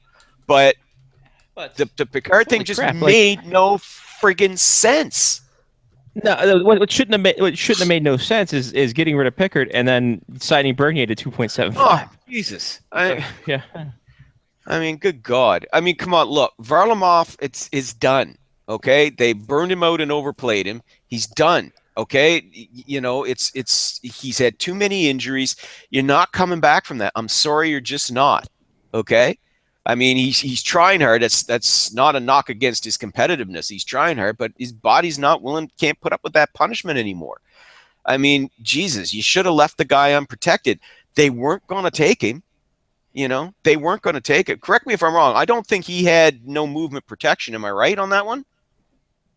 He did not. No, he didn't. So you could have left him unprotected. If Vegas was dumb enough to take that $5.5 million off your books, go with God. Great, fantastic. You know, because you got a good young keeper there in Picard, who's going to be a good goaltender for Vegas. You know, that's the guy GM is looking at to eventually replace Marc-Andre Fleury in 2 years' time. Yeah, I'm telling you right now. Yeah. So that one, I was just stunned by that. I was like, what are you doing? Come on. The smart play is you can, protect Picard, leave Varlamov unprotected. They're not going to touch him. And as I said, if they did, well, fine. Good riddance. Goodbye. Take that off your books. Good. We just freed up some salary. We go with our young goal. Sure, bring in Bernier, again, if you want to have him be your backup again, and go with Picard and give him that shot. Why the hell not? But anyway. How does Bernier it's easy for me to be the armchair GM, I guess. continue to get contracts? Because he's a goalie who's breathing and has NHL experience. There you go. That's it. There you go. That's essentially the long and the short of it. He had a good regular season with Anaheim this year, but then he got in the playoffs and probably crapped the bed. He's really good as a backup. Yeah, well, that's all he's ever going to be. Any illusions that anybody may have had of him as perhaps being a starter are long gone now. Yeah, he's a veteran. As you said, Scotty, he's a 1-year guy, 1-year man. Mm-hmm. Yep. He is the new backup to the Stars. Traveling around. He's like Brett Johnson. He's hockey's littlest hobo. He's hockey's littlest hobo. He'll travel from town to town. He is hockey. He is the new generation Brent Johnson. You're not wrong. Remember when Brent Johnson was the can't miss kid in St. Louis? Oh my lord, yes. Seems like ages ago. Yeah, and you're right. And after that he bounced around quite a bit. So actually, you know what? I would say not so much Brent Johnson, because he did have a nice little time there with the Caps and then with the Penguins. I would say more Michael Layton or Brian Boucher. Those guys bounced around. There you go. Yeah. There you go. Yeah. He's had a great career since he's made it to the NHL Network. He has. Still there. He's I don't even know. Still there. I don't know either. Does anybody watch the NHL Network? Anyone? No, Lyle, I do. They're doing all the lists. They're doing the best list. Oh, that's right. Yes, and their lists are upsetting people, so they're getting clickbait that way. There you go. Well done, guys. Yes, I think I wrote a thing a couple weeks ago. I do like the best scores of 1987 as well. It is good. That 30-minute show is good. The thing is that I wrote a couple weeks ago about just they need something. The ESPN thing is something that they need in a big way to inject something. Yeah, because the NHL Network, NHL Network's been crap for years. And listen, I feel sorry for a lot of the guys that are working there that are going to host the show and that. I mean, Kevin Weeks is a good guy. He's good. I like Weeks, but I also think Kevin Weeks is overused as well. Yeah, Johnston a lot too. I like Weeks a lot, but I think he's also very overused. Yeah, but he's also done work with Sportsnet, and CBC. I think. Yeah, CBC and Sportsnet. Yeah, and I think he did a bit of work with TSN too, if memory serves. So yeah, he's been around a fair bit. He's got quite a bit of experience that way. Same with Kevin Weeks. Kevin Weeks was they used to use him on Hockey Night in Canada, and I believe TSN for a while. But the fact that they still give Brian Lawton a job, though, is out of my mind. Like, he is a moron. He is the worst. No, I gotta say though, I mean, when he did that tweet of David Pastrnak, where he said, "Well, given what's going on with his contract, I wouldn't be surprised if he's traded." #contract problems. And everybody lost their mind. As and I was like, okay, I don't believe that I have to do this, but I've got to. It's like, okay, folks, Brian Lawton didn't say David Pastrnak was going to be traded. He said he wouldn't be surprised if he got traded because of his contract problems. He was just throwing his opinion out. He didn't say he was going to be traded, because that started the whole, oh my God, Boston's going to trade him. Boston's going to trade him. Well, no, that's not what he said. Well, okay, maybe that's not what he said, but they traded Phil Kessel, they traded Dougie Hamilton, they traded Tyler Seguin. Wouldn't be surprised they traded. To be fair, Brian Lawton gave a little bit of life to an otherwise stagnant rumor mill for about a week and a half. Brian Lawton is the Eric Francis of TV. Just God terrible, and you hope he just falls somewhere and just cracks his open. Oh wow, that's a little harsh. I'm just gonna throw this out real quick. By the way, DC United won a game last week on an own goal, 1-0, and they're currently up 1-0 on Atlanta on an own goal. So they're trying to win 2 games in 2 weeks without scoring. Wow, that's impressive. That's impressive. Yeah. Oh, by the way, can I just say I finally saw the movie Miracle this past weekend. It was playing on Bravo, and I came into it very early at the start. I was like, I've never watched this movie. I'm going to watch this. Well, I remember when it came out years ago, but it was like, listen, I read the books. I actually saw the event when it friggin' happened on tape delay, but still saw it like everybody else did. Yeah, I did too. I was 2 years old.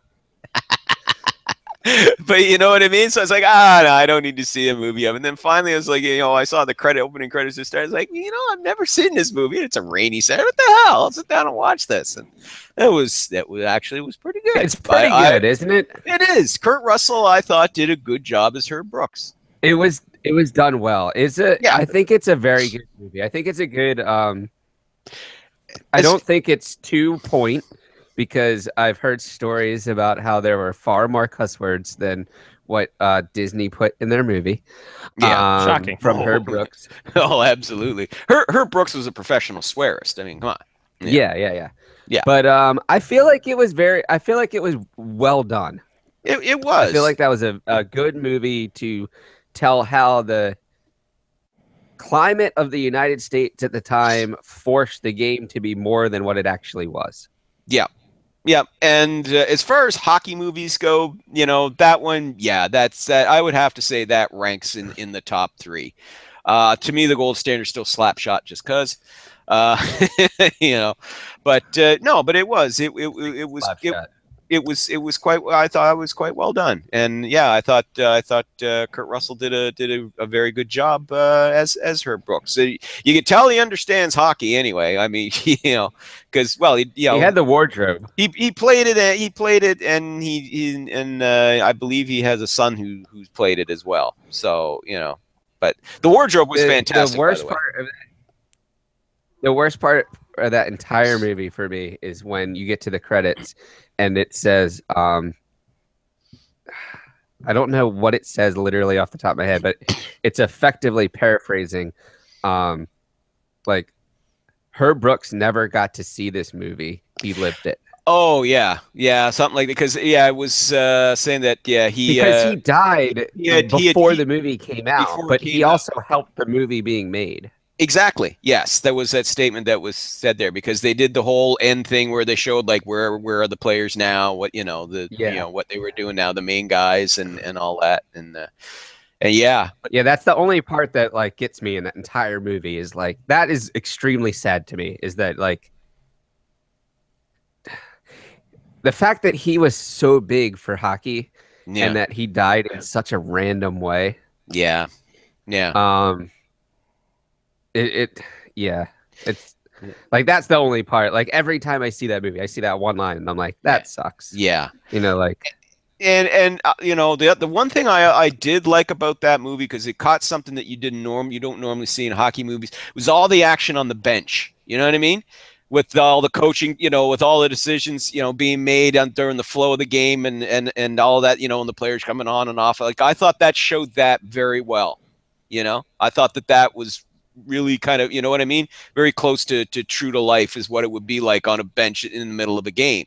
That's something that you don't normally focus on in a hockey movie, or if it is, it's because you're trying to get a funny punchline in there, or, it's all quiet and the coach leans into his star player, basically says, it's all up to you now, kid. That sort of nonsense. Fucking Chrysler plant, here I come. But if you want more, first off, I've never seen Miracle. It was good, Scotty. I gotta say, it was good. There's not a lot of sappy, I feel like not a sappy movie. I don't care. My favorite part of that entire movie, my favorite part of the whole movie, I've seen it multiple times because every February 22nd, I either watch Miracle or the actual game, because I have a DVD of the game as well. My favorite part of that entire movie is after the U.S. beats the Russians, and Kurt Russell looks into the stands, and his wife. Well, I mean, it's been 37 years. I think if you don't know what occurred, then you should not, probably not be listening to us. 2, you should be listening to us. That was wrong. He looks up into the stands. Like very wrong. I'm sorry. So he looks up to the stands at his wife, and his wife's like, you just beat the Russians, basically, is what she's thinking. And he goes, it's just like, it's just like, it's like I didn't know that was going to happen, but that was awesome. But it also really captured in those final few minutes, like just how frantic it was for the Americans trying to hang on to that lead, with the Russians pressing, and jerking. when I actually watch the real footage, I sit in my living room. I know what happens. Sure. I've seen this every year. Yep. I know what occurs. Yeah. Literally for the last 10 minutes of the game, I'm standing up in my living room yelling at my TV for them to clear the puck. Get it out! Get it out! Yeah, exactly. Oh yeah, yep. But anyway, as I said, it was a good movie. It was a good movie. Definitely, I saw a well done hockey movie. Yeah. Whatever. If you want more hockey and pop culture and things of movies and TVs and sorts, listen to the Cyberstrom Bubble episode 24, where Jen and I go through every hockey movie ever made. And you're unqualified to because you didn't watch Miracle. So there you go. No, I didn't watch every movie. I know what every movie is. Well, you should be watching Miracle. Well, you should be Why? watching. I don't need that. If you're gonna rate them, you gotta watch them. No, I don't. Fuck You that. do. Okay, look. I will. Okay, look. Miracle, because I have the real footage. I don't give a shit about this Disney garbage. No, but see, now you're kind of Why drink lactate? Why drink lactate milk when I can have 2%? You're shit about lactate milk. Fuck it. I got the real thing. Oh my. Okay, look. There's certain milk? movies. Hold on. Can we go back to what lactate milk is? Yeah. Like, what are you talking? It's the fake milk. It's fake milk. What is that?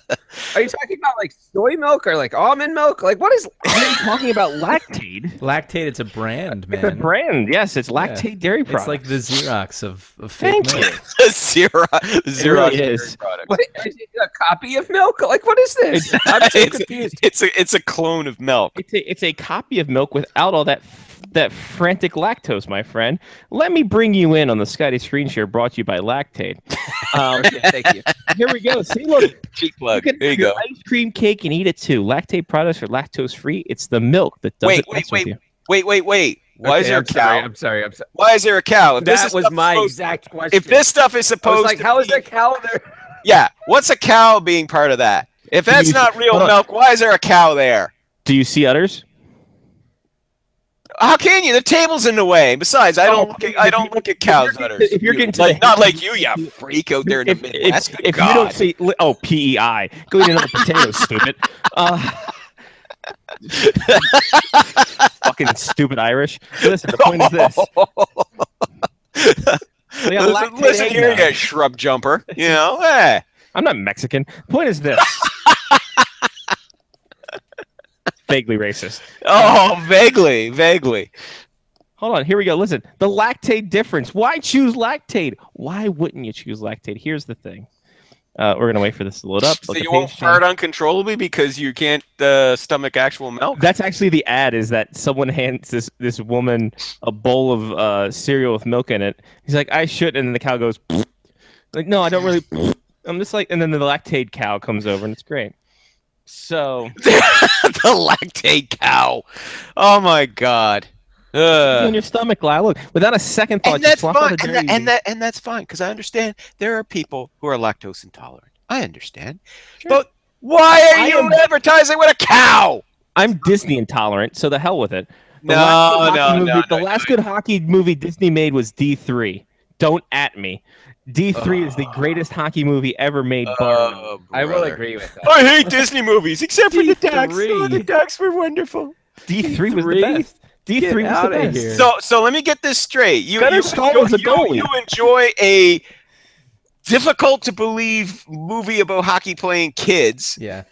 but made by Disney. You're willing to embrace that Disney product, but you will not embrace a Disney movie Yeah. that was actually well made about the greatest moment in American hockey history. Yeah, come on, Scott. D3 is the neutral zone trap of hockey movies. I don't There know, I you like go. D3 a lot. I Well love said. D3. Well said, Mark. Well Because said. here's the thing. Why I had to sit there was through no all real three footage of about. those Listen, freaking ridiculous Mighty no Duck real footage. movies. There was Because no- I had a son growing up in the '90s, and I had to sit through that garbage, and each one got worse. And I agree with Mark. D3 is a neutral zone trap. I of love movies. D3. I love D3. So much character development in that.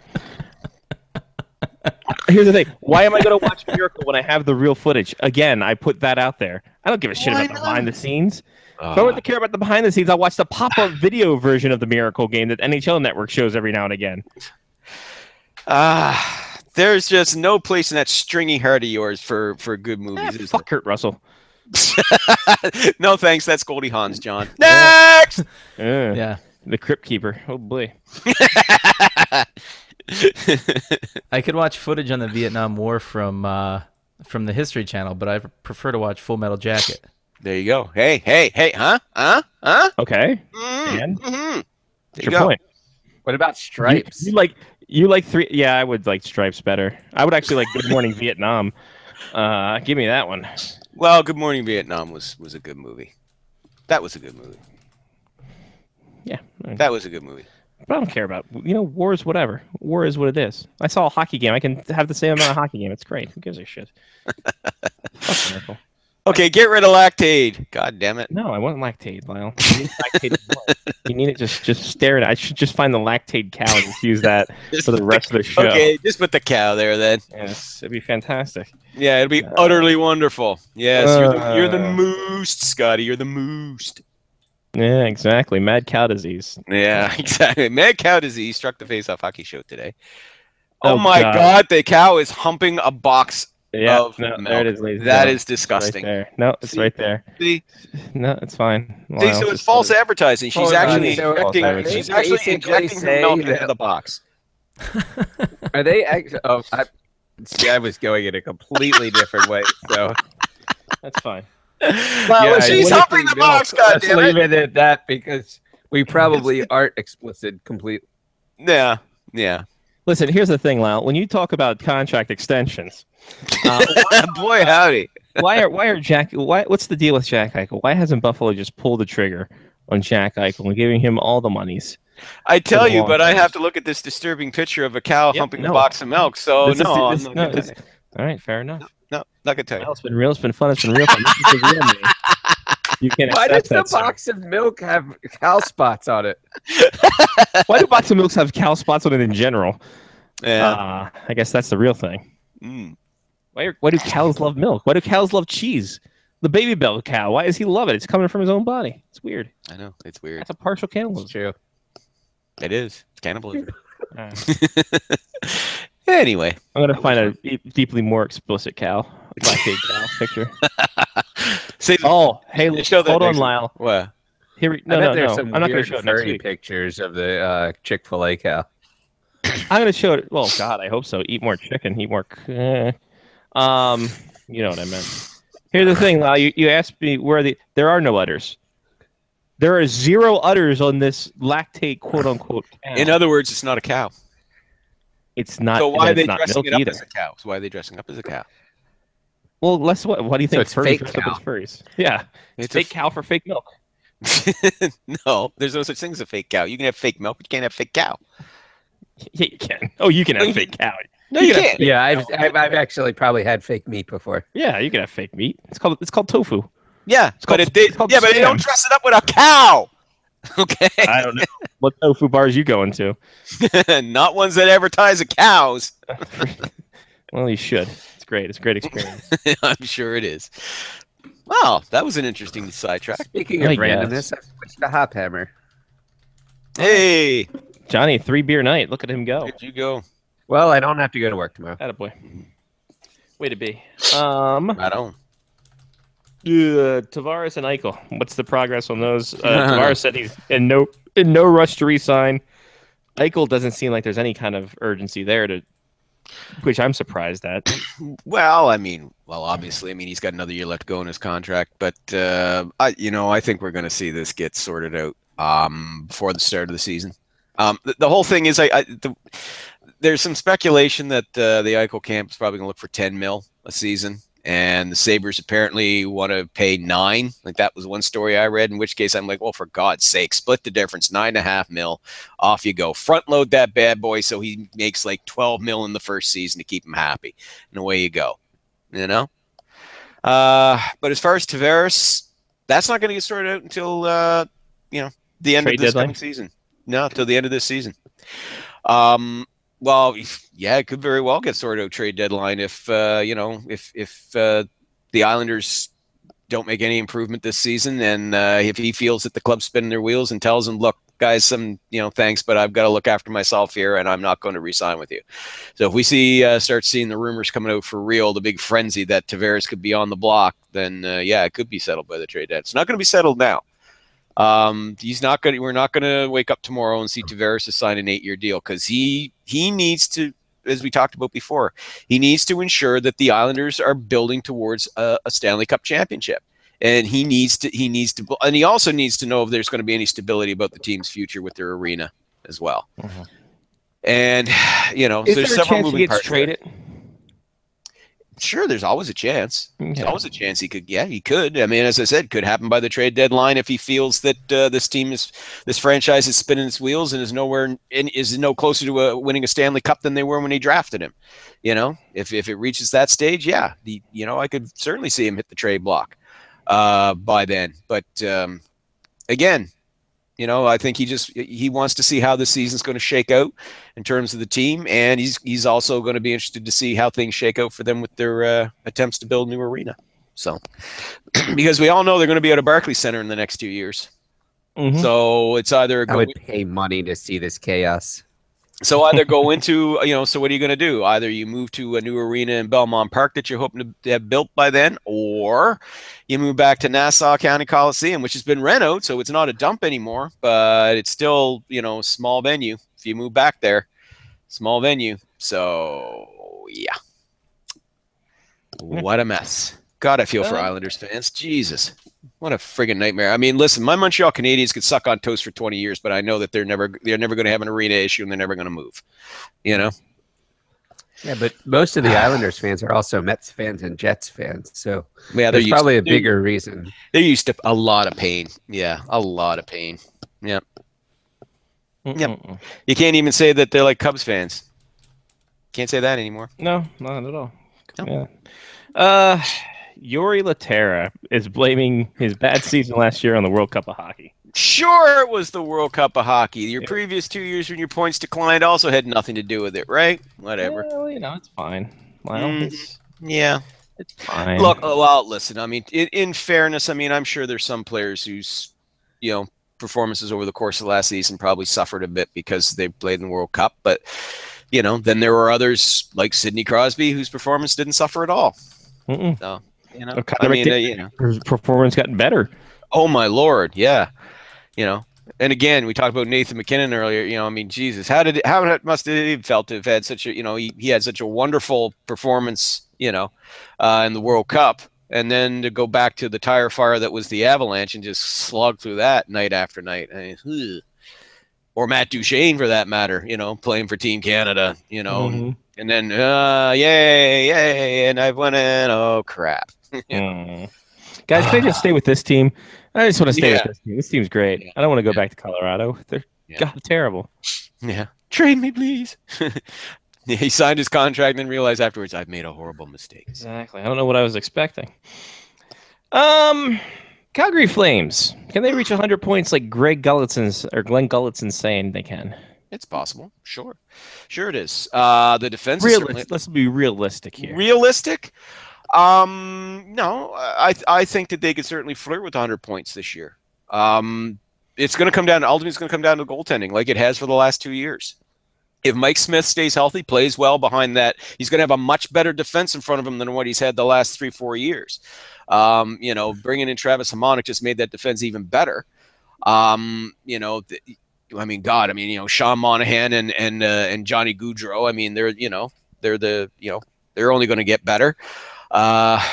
Sam Bennett, hopefully he's going to improve. But yeah, I mean, up front they've got some good scoring punch. I mean, I think they still need a little bit more work on right wing. That's why we're starting to hear Jaromir Jagr's name being linked to them. I don't think he's a fit there, but hey, I don't think he's a fit in Canada or anywhere with taxes. I don't think he's a fit anywhere. Well, but anyway. Anywhere with taxes. Yeah, anywhere with taxes. But yeah, if Mike Smith plays well with that solid defense in front of him, yeah, I think 100-point season is possible for the Flames. You bring up an interesting point about just Jagr not being a fit anywhere. Mm-hmm. At what point is his drop-dead date for the NHL, do you think? Before he decides to, let's go back to Klondo and just be done with it. Well, Gotta be sooner, right? That decision is going to have to be coming up soon. I mean, he says he's got no deadline. He says he's got no timetable. You know, he's willing to wait, blah, blah, blah. He's got other options if the NHL in the plan. But this is the thing, you know, you haven't been signed yet. Nobody's called you yet.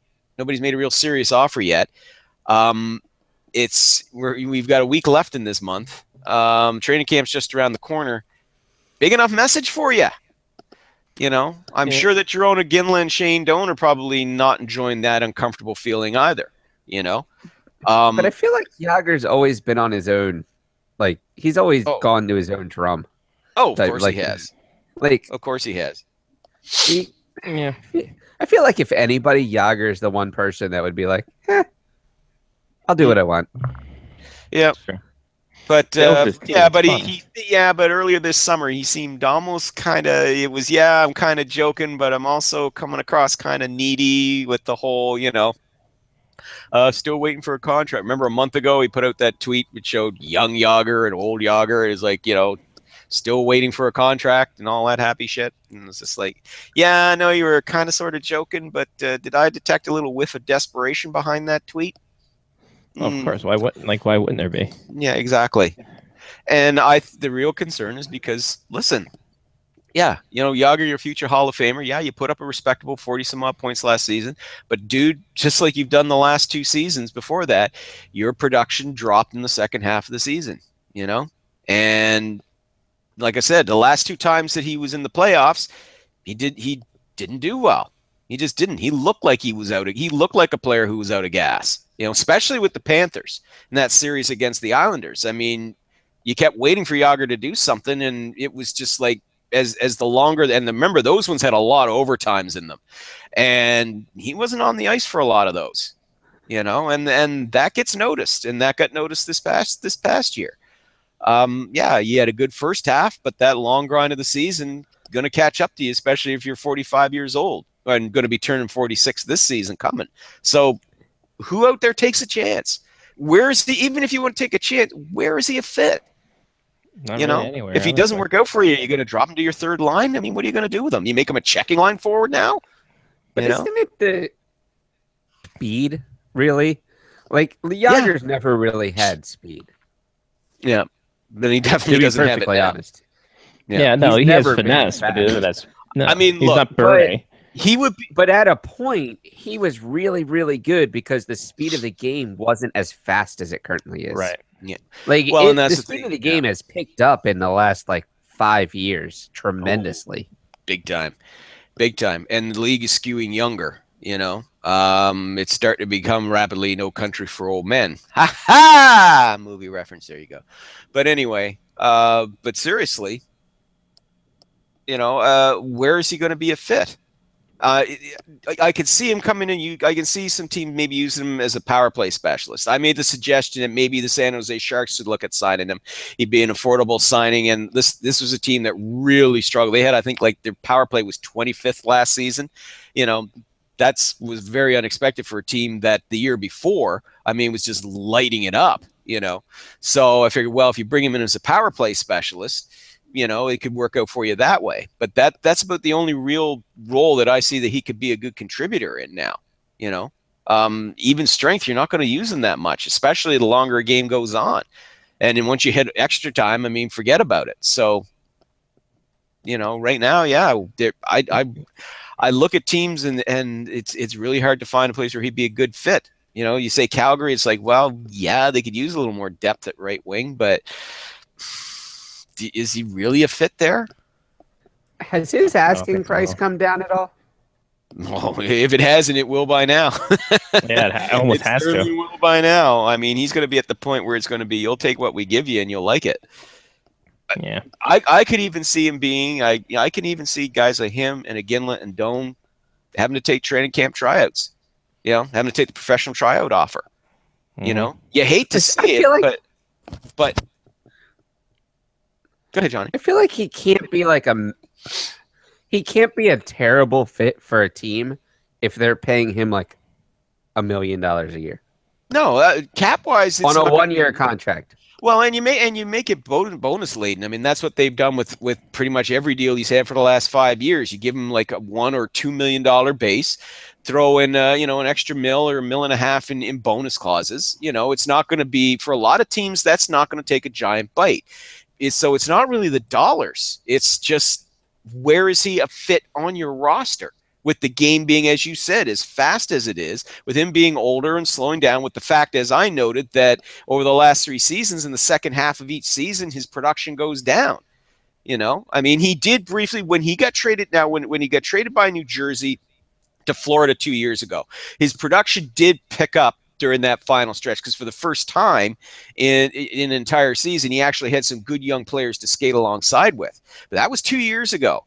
Okay. And it's been like, now, I mean, for a guy when you're in your 40s, I mean, 2 years, that can be like that's a huge difference. It's like a decade. Yeah. Age catches up to you quickly. So, I mean, if the Panthers didn't feel that he was worth sticking around because they want to get younger and faster, where is he a fit anywhere else? Unless you're going to stick him, use him solely as a power play specialist, where is he a fit? Nowhere. And there we go. The latest Yager has signed. Anyone want to make a guess? The latest time that he signed. When is the latest that he can sign? Oh, he can sign trade deadline. Yeah. Yeah, and as long as if he goes overseas to play, that's fine. He could still sign, but he would have to pass through waivers. So the really like cynical part of me says that if he's only good for half a season, why do you not sign him in January? Exactly. Wait until January. But couch. There you go.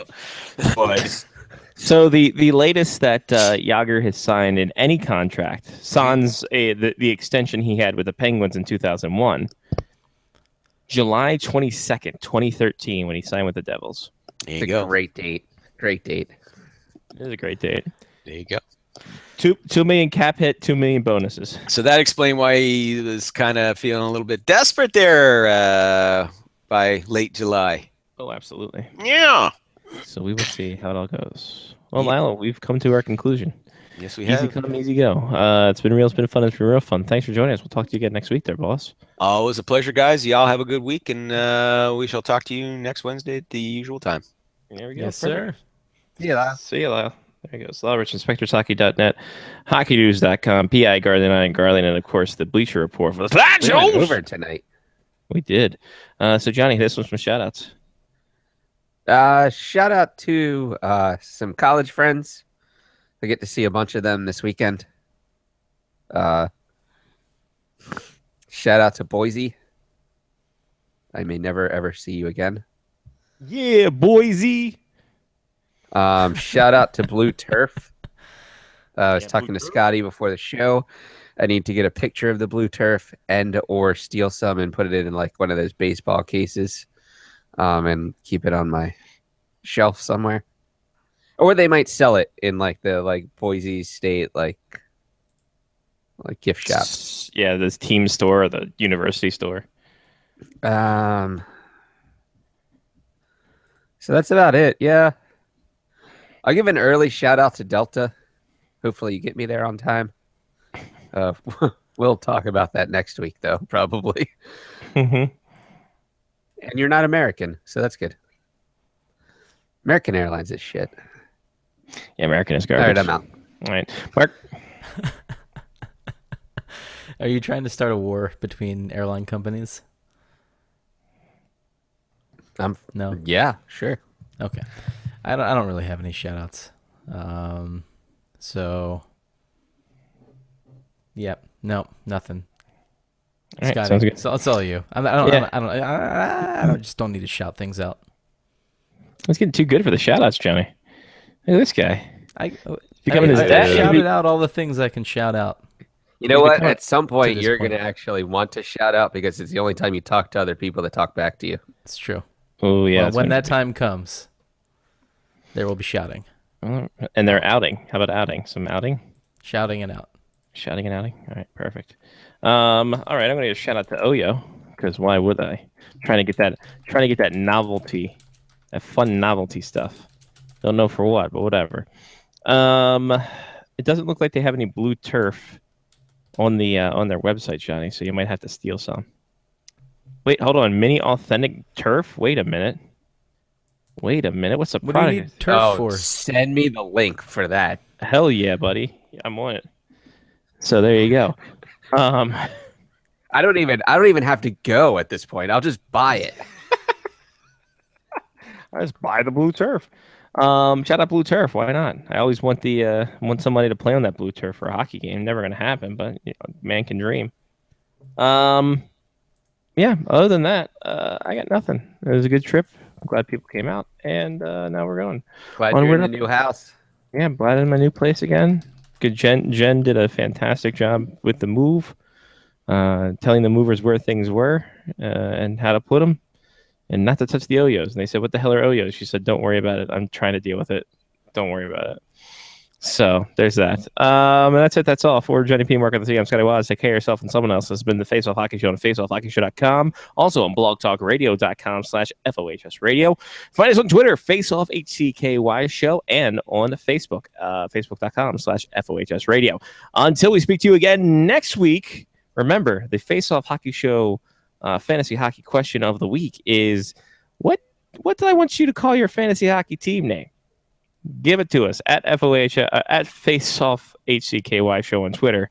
Give us the answer. We'll get you in, and you can pick one of the 2 dates that we got. So that's it. That's all. See you guys later. Peace.